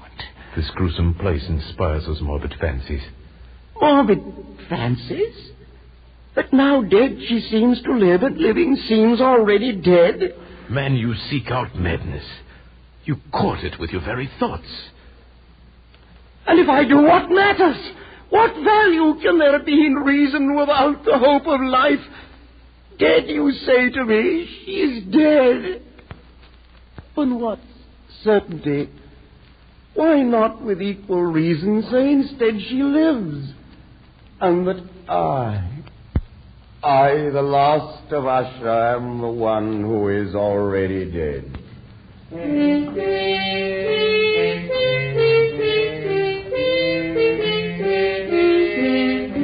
I prevailed upon my friend at last to leave that mournful place. And so with grim finality we secured the ebon lid, took up our flickering candles, and departed from the crypt, leaving it alone with its darkness and death. The ponderous portal closed behind us, and then my soul for one brief instant felt the dread and awful meaning of eternity.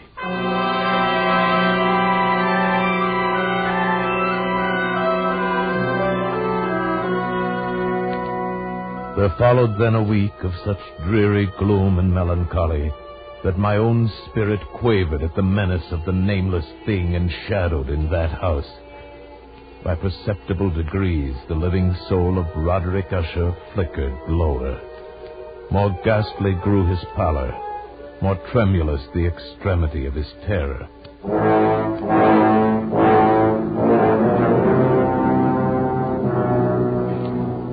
The 8th day following the death of Lady Madeline fell upon the last day of grim and gray October, and brought with it, as the curtains of night descended, the fitful breath of a rising tempest, uneasy gusts of sodden rain, and the sound of sullen, thunderous rumbles born of the dim flares of sheet lightning somewhere behind the lowering pall.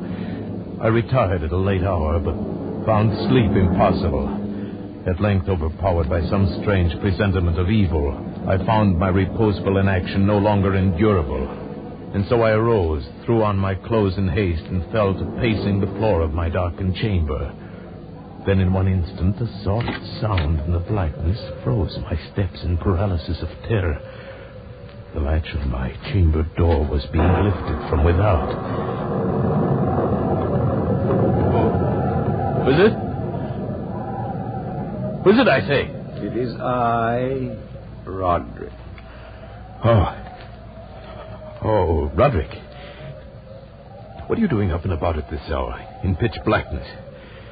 Wait, let me light the candles. No, I am quite used to darkness. I heard your footsteps and knew that you must be awake, even as I was. But can it be that you've not seen it? I don't understand you. I've seen nothing. Then stay. You shall see it. even as I've seen it for these past 2 hours. Wait. I'll throw open the casement window. There. Look!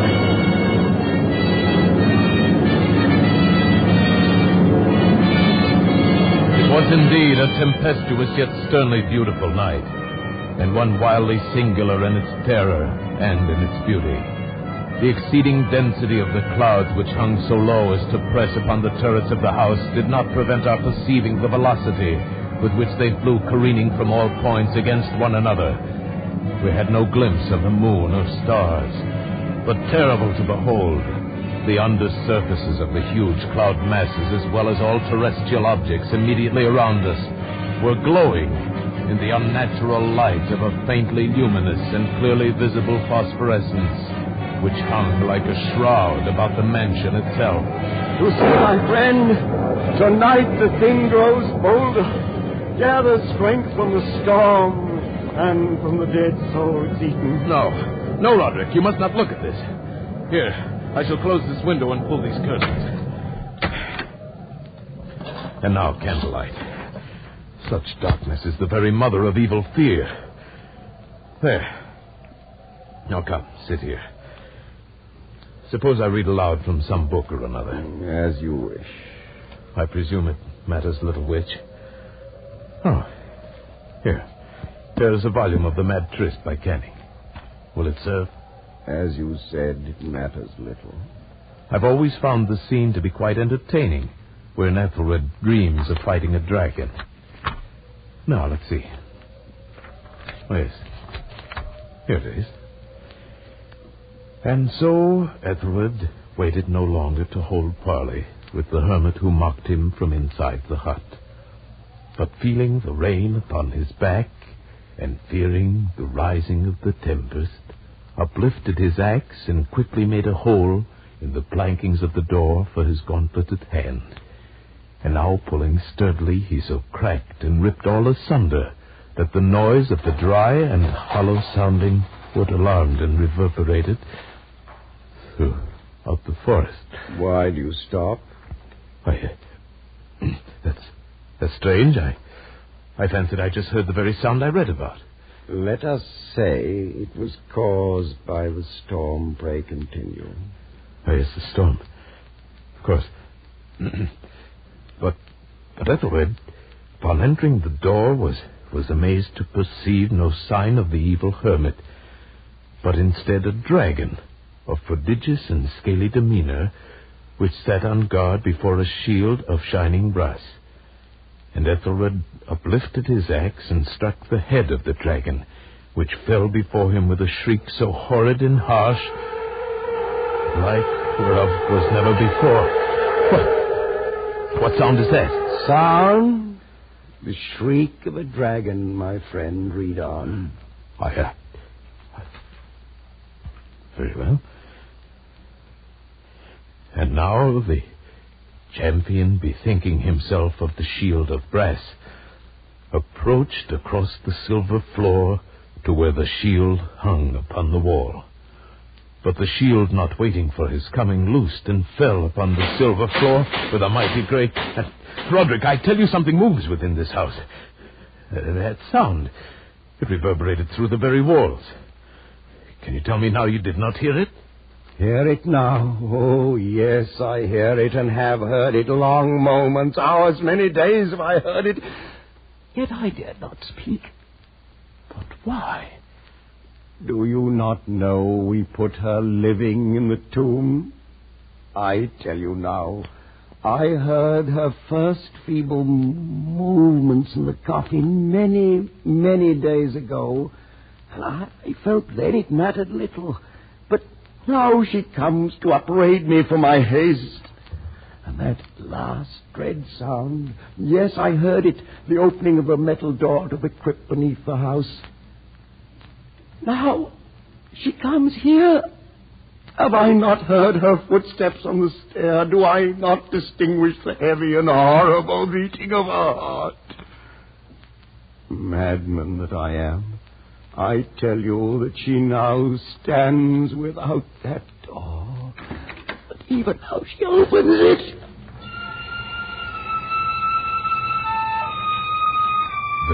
flickering light of candles. In the gloom and curtained doorway stood the shrouded body of Lady Madeline. For one shuddering instant she swayed there. Then as Roderick uttered a single piteous cry, she fell upon him in violent and now final death agonies, and bore him to the floor, a corpse.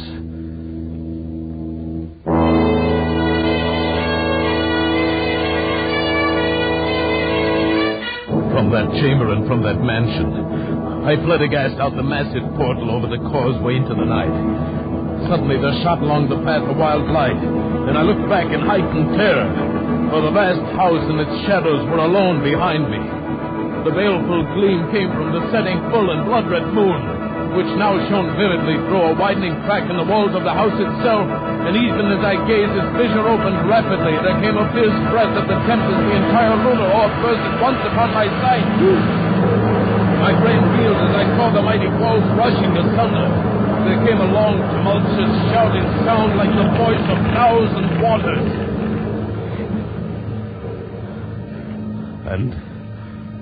And the dark, deep tarn at my feet closed sullenly and silently forever over the pitiful ruins of the ancient house of Usher.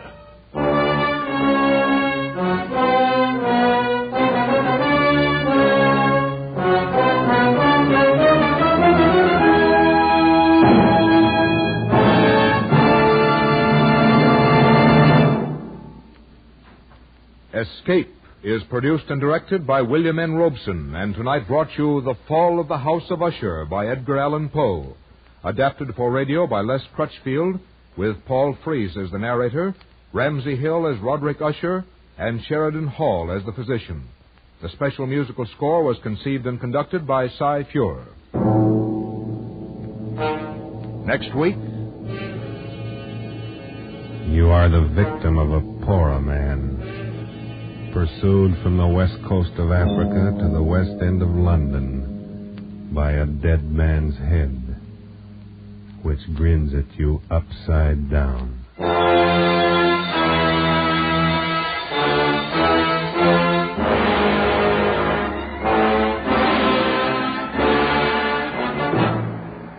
Next week, Escape, with H.G. Wells' gripping story, Pollock and the Poorer Man.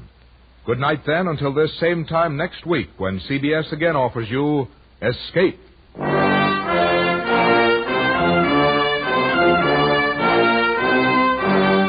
This is CBS, the Columbia Broadcasting System.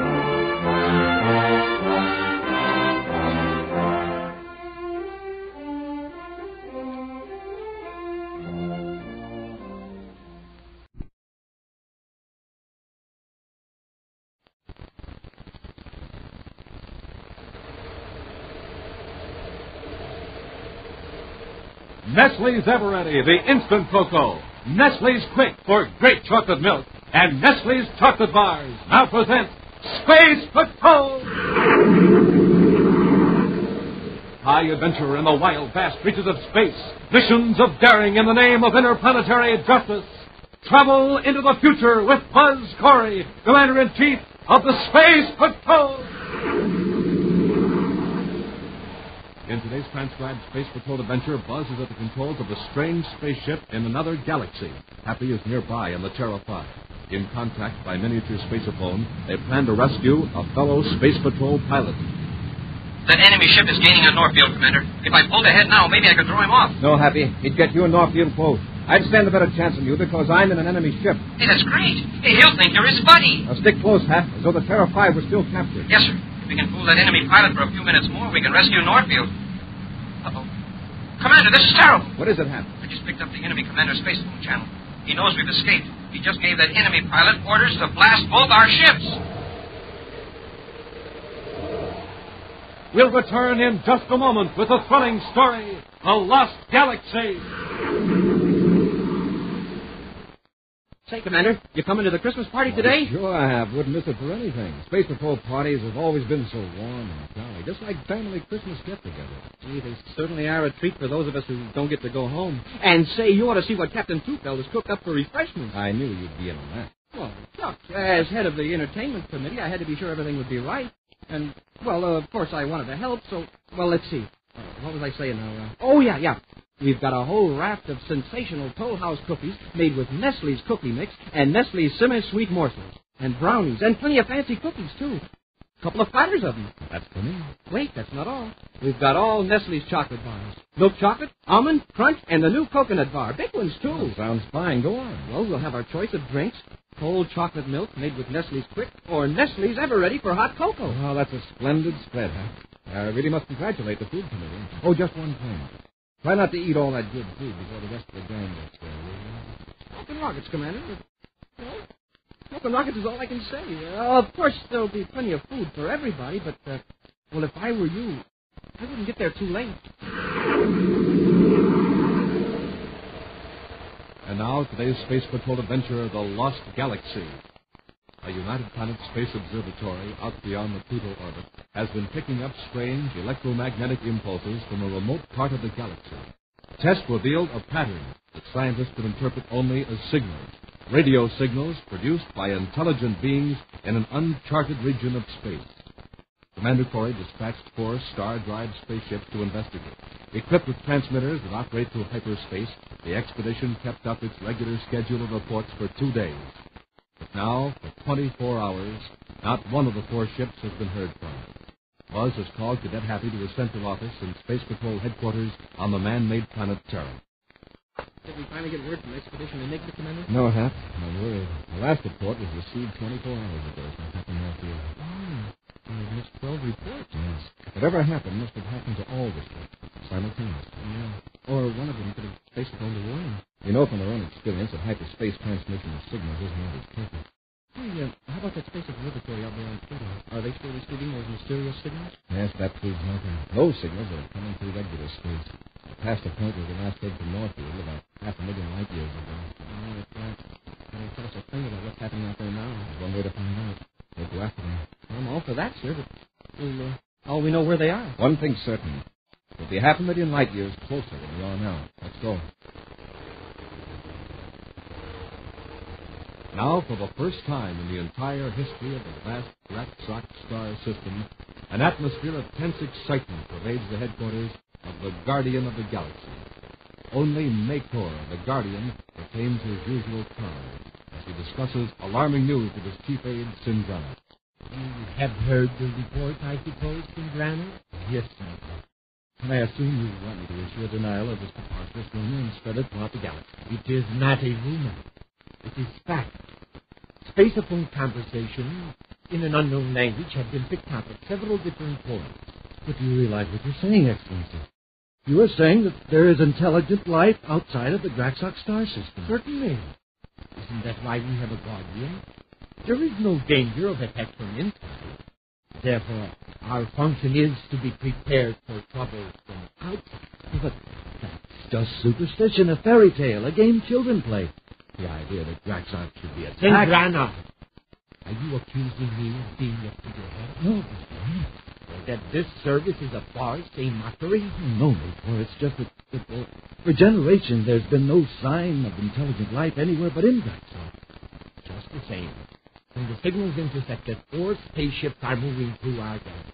If there isn't much danger, 4 ships couldn't conquer the galaxy. The signals we have picked up may be merely the advance count of a vast fleet of ships. These scouts must be located. But their weapons may be far more powerful than ours. A race of beings that could come here from another galaxy. Why, they must surpass us in intelligence. Yes, the way we surpass a toad. Thanks to our far-sighted ancestors who planned our defense 30 generations ago, we wouldn't be entirely helpless. We have so few armed spaceships, and not enough men trained to fly what ship we have. One weapon is already in operation. The electronic signal deflector. But if the enemy is already within our galaxy, what good will it do? Will keep him from contacting any of his attack force at a great distance from our solar system. And at a closer distance, the curved signals will confuse the enemy. Our own ships will also be confused. Yes, but to a lesser degree. Some of our ships have deflection detectors, so they can compensate for the effect. If we work fast and efficiently, we can rid ourselves of the intruder. I shall be glad to offer my services in any way. You will take a starship and blast off immediately to a point near to the perimeter of our galaxy. Now, here are your detailed orders. Meantime, Buzz and Happy and the Terra 5 have emerged from Star Drive at the approximate point where Captain Norfield gave his last report. While Happy carefully watches the viewscopes, Buzz makes repeated attempts to contact the missing Space Patrol ships. Mandatory aboard Terra 5, calling all units of Expedition Enigma. Corey to all units of Expedition Enigma. No sighting jet, Commander. The ships may be out of range, Cap. They're probably still heading toward the interior of the galaxy. On top of that, they're spreading out in different directions. Well, my guess is they're under the Star Drive again, so they could reach the source of those signals a lot quicker. Yeah. And when they came out, something happened before they could station them back to Terra. I'll try once more and look in the Star Drive. Mandatory aboard Terra 5, calling units of Expedition Enigma. Give me some sort of signal if you can as I call your names. Lieutenant Beaker. Lieutenant Stitter. Lieutenant Marsden. Captain Norfield. Norfield here, Commander. Cinnamon Comets at last. Well, it's good to hear your voice, Captain. Are you in trouble? No, outside of being a trifle lost. What about the other boys? I haven't heard from any of them for several hours, Commander. After we found out, we had trouble making contact by spacephone. Have you been making your reports to Terra? Yes, sir. 2-hour intervals. Haven't they been received? And our last contact with you was your 1600-hour report yesterday. I haven't heard any Space Patrol signals since that time either, until now. Whatever the interference was, it's okay now. Reading you fine, just as clear as if you were in this galaxy. Norfield, I am in the galaxy. Happy and I blasted off to see what had happened to you. Well, now that you're here, sir, I can tell you this. It's good to have company. Something is wrong, Norfield. It's my instruments, Commander. The astrogation bank especially. They're out of adjustment. That's one of the reasons I lost contact with the other ships. What was the last contact? With Lieutenant Stitter, sir. He said he had sighted a planet that looked pretty good and he was going to investigate it. Why, pretty good. Did he mean he was receiving those mysterious signals from it? I assumed he meant that, Commander, that being the purpose of the expedition. Right then he faded out. After that, I noticed that my spacephone fix on Stitter didn't check with my astrogation instrument. Well, this is serious, Norfield. If your astrogation instruments are off, you can't plot a hyperspace vector for a return to Terra. And at this 500,000 light-year distance, the error could be tremendous. Yes, I know. I've been trying to locate the trouble. Well, hold your present vector. We'll follow your spacephone signal until we pick you up on our viewscope. Very good, sir. We've got to correct those instruments of yours, Captain. Put on your ID signal and we'll write it in.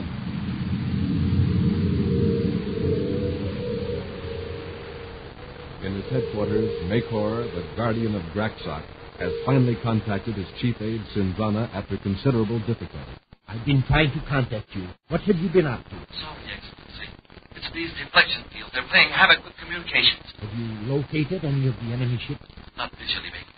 However, I have picked up 2 spacephone conversations. That is, I assume they were conversations. Well, isn't your translator working? I've tried all the regular circuit combinations with the galaxy languages, Makor.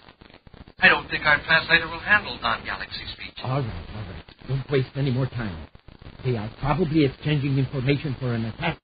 The quicker you destroy them, the better. The Alpha Ray will destroy all forms of life higher than ours. It was designed for this specific purpose. It's hard to have confidence in a weapon that one has never seen used, and one that hasn't even been tested for 10 centuries. It will work. It was designed according to scientific principles. When directed properly toward our enemies, the Alpha Ray will destroy them. Proceed as commanded.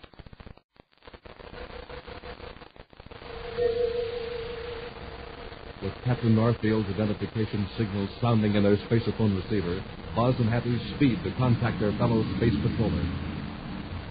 Hey, what's happening to the signal? We're getting closer to Northfield, so we should be coming in stronger. There's a strange drift operating here, huh? Electromagnetic drift. We'll hold this back to maybe they'll clear up again. Commander, the viewscope. There's a ship. Good. Apparently the drift isn't affecting the viewscope frequency. Well, for a minute there, I was afraid we'd lost Captain Norfield. When we're a few DUs closer, we'll try contacting him on another frequency.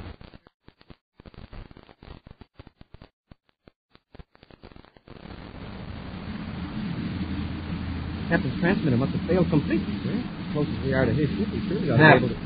That's not a space patrol ship. Hey, it sure isn't.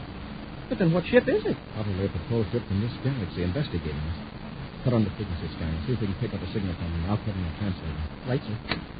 Prezvodny Marko. Konie Grobek Cyrilla. Hold it there. Get it. Vigialano. Aye, Red. Toba. Was on a clone. Is he talking to us? I've some other translator said It's another It's another verse. Same tune. The Sunny Brooklyn. Play him. Oh, he sure sounds excited. There's Boba. Rick. Rihanna. The enemy is in range. You got it, sir. Beast no more time. Destroy them. I'll make him understand how to put on the translator. Yes, sir. Sindrana, this is the pilot of the ship you regard as an enemy. Can you hear me? You hear that? Hear what? That voice that spoke to me by name in our language. Draxock. Yes, I spoke to you. I have an instrument that can translate most languages. We're here on a peaceful mission. They say they're on a peaceful mission. Can you hear them? No, I can't. You have your orders. Destroy them. Very well, Nico. I will use the ultimate. Then the rest of it. Fire at him. Port and start. I can't move. I've used the ultimate, Maycorn. The enemy is destroyed.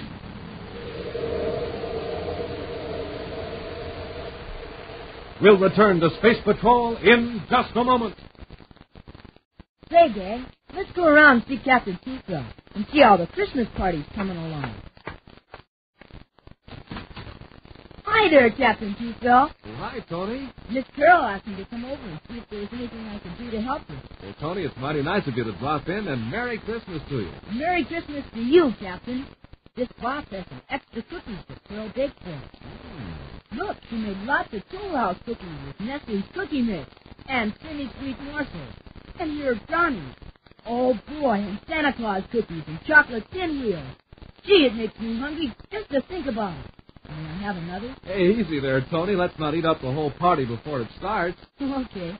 Say, I hope you've got plenty of Nestle's chocolate bars. Why, sure thing. See, this whole basket's full of milk chocolate, almond, crunch, and the new Nestle's coconut bar. How's that? Out of this universe.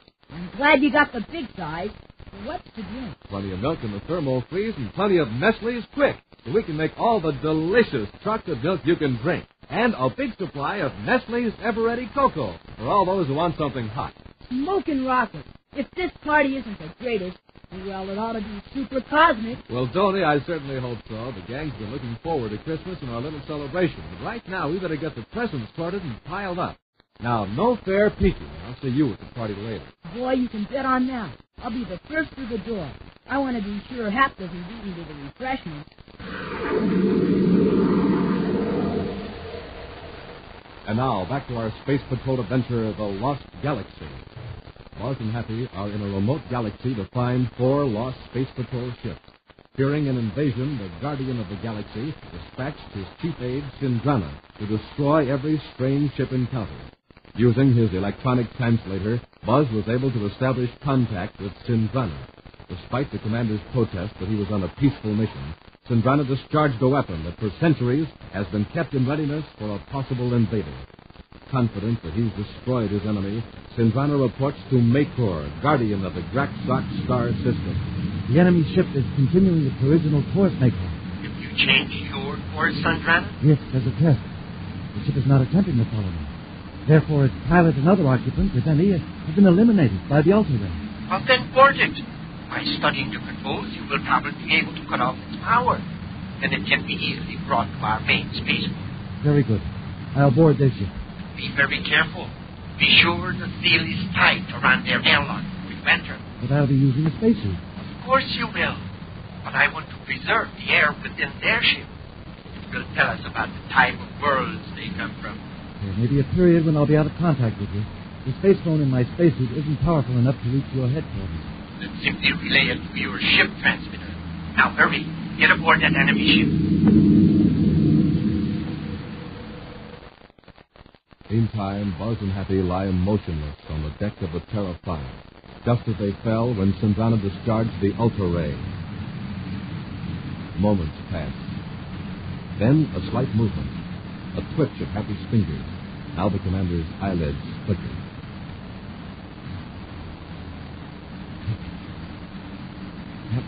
Are you okay? Yes, I'm sort of numb and fuzzy-headed. I can move my arms a little bit now. Wow, that ultra-ray, whatever it is, sure packs a wallop.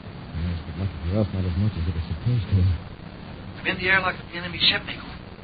It's coming out of our spaceplane. Be sure there is no leak as you enter the ship. The outer hatch is closed tight. Now I'm opening the inner hatch.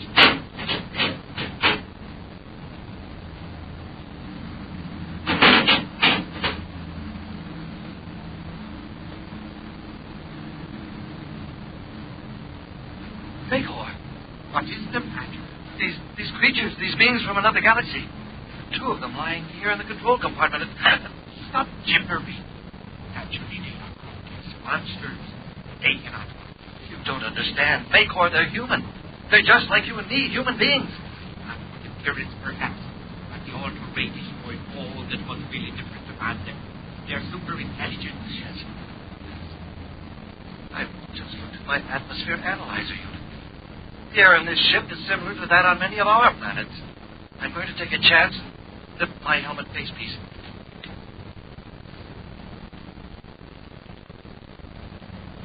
Ordinary air.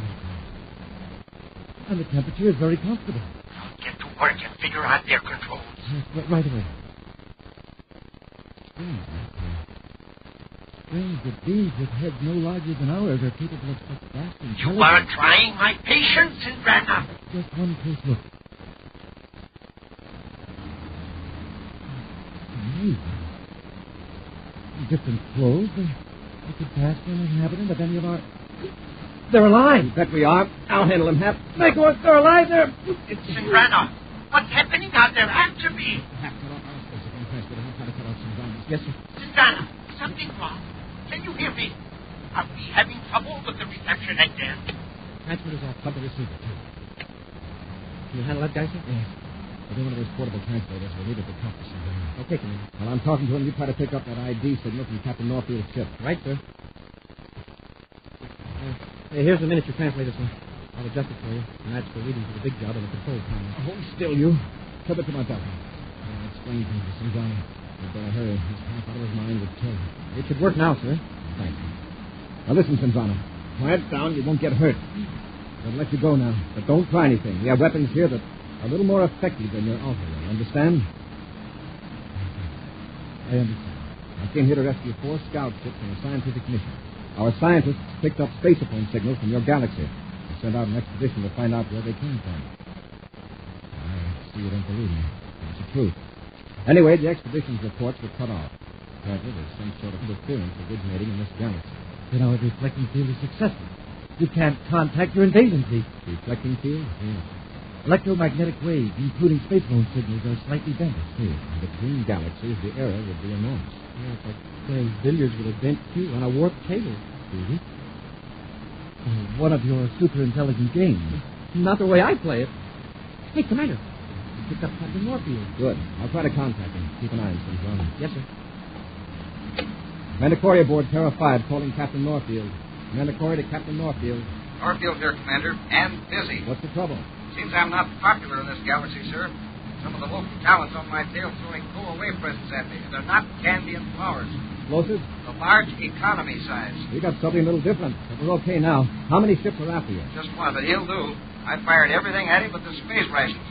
Now I'm down to evasive tactics only. Keep your ID signal on. We'll join you. Corey out. Thanks, Commander. I'll be seeing you. I hope. Sindrana, get on the space phone and call off that attack. Even if you force me, I have no authority over that other Graxock pilot. Vacor is in supreme command. We won't waste time. Got to separate our ship from Sindrana so we can maneuver and catch up with Norfield. Yes, you take the control. I'll take Sindrana into his ship. Now get going, Sindrana. Into the airlock. In the Graxock ship a moment later, Buzz forces the half-frightened and half-defiant Sindrana to the control panel. All right, Sindrana. Put your ship loose from ours. No tricks. You can't force me to fight against my own people. If you weren't so thick-headed, you'd understand there's no reason for a fight. Now call off that pilot, and we'll leave you alone. All we want to do is get back to our own galaxy. Good night, happy to Commander Corey. Corey here, Hap. Sindrana's acting stubborn. He won't cut Terra 5 loose. Sir, I've just sighted Norfield in the viewscope. The Graxock pilot is giving him a rough time, sir. So we'll join the battle, Hap. You have to do all the work. You'll find it tough to overcome the extra inertia of this ship, plus its rocket blast. Yeah, like being in a boxing match with a keg of nails under one arm. But if I can get on another pilot's tail and fly a fairly straight approach, well, I can let him have a blast with our atom cannons. That's the way it'll have to be, Hap. Right. That pilot sees I'm firing at him, he's going to fire back. And we'll be as helpless as a couple of sitting ducks with locked wings. Wait, I'll cut your ship loose. I thought the same thing.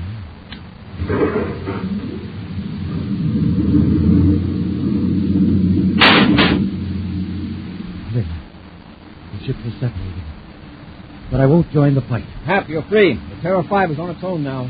Commander, the enemy ship is gaining on Northfield. If I pulled ahead now, maybe I could draw him off. No, Hap. You'd get you and Northfield both. I'd stand a better chance because I'm in one of the Draxock ships. Hey, that's great. Now stick close, Hap, as though the Terror 5 was still captured. Yes, sir. Yeah, if we can keep that guy fooled for a few minutes more, we can rescue Northfield. Uh-oh. Hey, Commander, this is terrible. What is it, Happy? I just picked up the enemy commander's spacephone channel. He knows we've escaped. He just gave that enemy pilot orders to blast both our ships. You heard that, Suzanne. You're in for them. Let me take this ship away from here. If you run out, Happy will have to blow up that other ship. The pilot is of your own galaxy. Don't you want to save him? He has his orders to make him. Now, look. Just stun him with your ultimate. The way you did Happy and me, it won't hurt him. You'll save his life. You can tell Mayco it was an accident. Commander, shall I go after that Draxock pilot? Fire some bracket shots around him to get him off Northfield. I'm going to try to operate the Alter Ray myself. You can't do it. Even with your superior intelligence, a theory I'm beginning to doubt. Let's go, you see. Let's see. This control might be right. No, a second. While you're playing with those controls, my fellow Draxock pilot will destroy your friend Happy. Keep still and let me alone. Let's see. Now, Corey. Wait, the strategy worked. I knew I would get you off guard. That's the fact. You try to interfere, I'll use your own weapon on you. What are you going to do? Yes. I'm going to focus the Alter Ray on your Terra 5 and take Happy out of the fight. I'll bring that first a bit. So, now the Alter Ray. Don't touch that switch. Let me tell you now, Corey. When I throw this switch, your cadet will be... Stand back, Corey. I'll fire. I warn you. I'll take my gun back and run up. I forgot to tell you the safety of it. The gun won't fire unless you press this lock. You let me take the gun away from you. Okay, sir. I want to find out how the Alter Ray works, so I'll let you go. Commander, Sindrana's pal is firing at us. Shall I let him have it? No, Hap. This Alter Ray will take care of him. Stay where you are, Sindrana. This will come. I hope that got him. I think it did, sir. He was using evasive action all over space, and now he's on a straight vector. Keep an eye on him, Hap. Sindrana, call Mayco. Good. Get on that spacephone and tell him what happened to his pilot. I'll tell him. Chief Aide Sindrana calling Mayco, guardian of Draxock.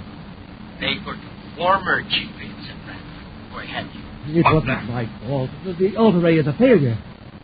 Not quite, Mayco. You took care of your other assassin. What's that, Sindrana? One of the invaders. He turned the Alter Ray and my ship on our other pilot. Yes, and right now he's unconscious and headed out of the galaxy. If you want to save him, you'd better listen to reason. You, the Alter Ray, one of our people. What barbaric! You invaders! We're not invaders. All we want to do is get out of your galaxy and return home. Now cut off your electromagnetic deflectors so we can set an accurate vector on our star drive. If I cut off the deflectors, your whole attack force will stream into our galaxy. We don't have an attack force, but suppose we did. Suppose we took a chance and got home with your two men, Sindrana and that pilot. We'd know the secret of your deflectors, your ships, and all your defenses. If I do cut the deflectors, We'll give Sindrana a chance to rescue that other pilot. We can bring both your ships safely back to base. Please, Excellency. Do as he says. All right, Corey. I'll order the deflectors cut off. Fine. Happy, are you with us? Yes, sir. Sindrana and I will overtake that other ship at Maycon. Now cut off the translators. Someone may be listening. Yes, sir. All clear, sir. Trail me to the other ship. I know a few rope tricks that'll keep Sindrana and his pal from using their Alter Rays and space cannon until we're on our way in Terra 5. Yes, sir. We've got a job to do before we return to Terra. We've got to find those other three ships of the expedition. Captain Northfield, Commander, pardon my interrupting, but can I get in on this project? Well, it's back to Terra for you, Northfield. Hap and I can handle it. I don't doubt that, Commander. Thanks for saving my life. And I want to include Cadet Happy in on that, too. We'll see you on Terra, Captain. Hap and I have got a few chores to do. Good luck, Commander. Talk to you about it. Say, Commander, something's been bothering me. I feel sort of insulted. Insulted? How? Well, about that Alter Ray. It's supposed to destroy intelligent people. And it only stunned us. I guess we must be pretty dumb. Well, think of it this way, huh? Would you have felt any better if the Alter Ray had proved you were a genius? Gee, no. I wouldn't be around to feel anything. I guess sometimes it's smart to be stupid. An action preview of next week's exciting Space Patrol adventure in just a moment. Jingle bells, jingle all the way. Oh, what fun it is to ride in a one-horse open sleigh. Jingle bells, jingle all the way. Oh, what fun it is to ride in a one-horse open sleigh. Hey, that's already good.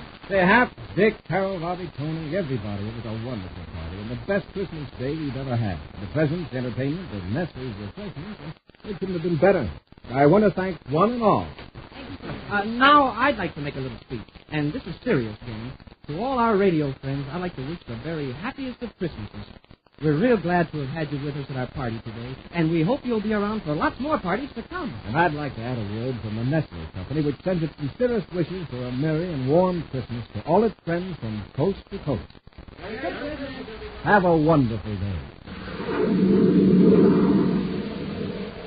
And now, a preview of next week's exciting Space Patrol adventure. Buzz and Happy have landed on a strange planet in a remote galaxy. In their spacesuits, they've boarded a stranded spaceship to rescue a fellow space patroller. Buzz carries the wounded pilot into the airlock. Open the outer hatch, Hap. Yes, sir.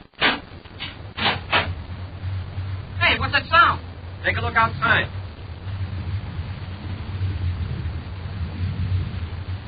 Come in.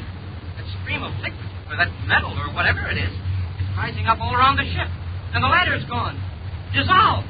Hap, we're stranded in a river of corrosive acid. If we don't get out of here, it'll dissolve the entire ship, and us with it.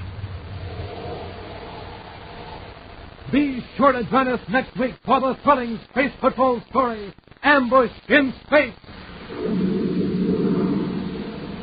Space Patrol, created by Mike Moser, starring Ed Kemmer as Commander Corey and Lynn Osborne as Cadet Happy, was written by Lou Houston, produced and directed by Larry Robertson, executive producer Helen Moser.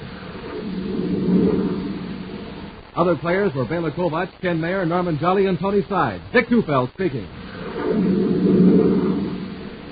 Now, don't forget to tune in next Saturday for exciting action on Space Patrol! This week's Space Patrol was brought to you by Nestle's Eveready, the instant cocoa, Nestle's Quick for great chocolate milk, and famous Nestle's chocolate bars.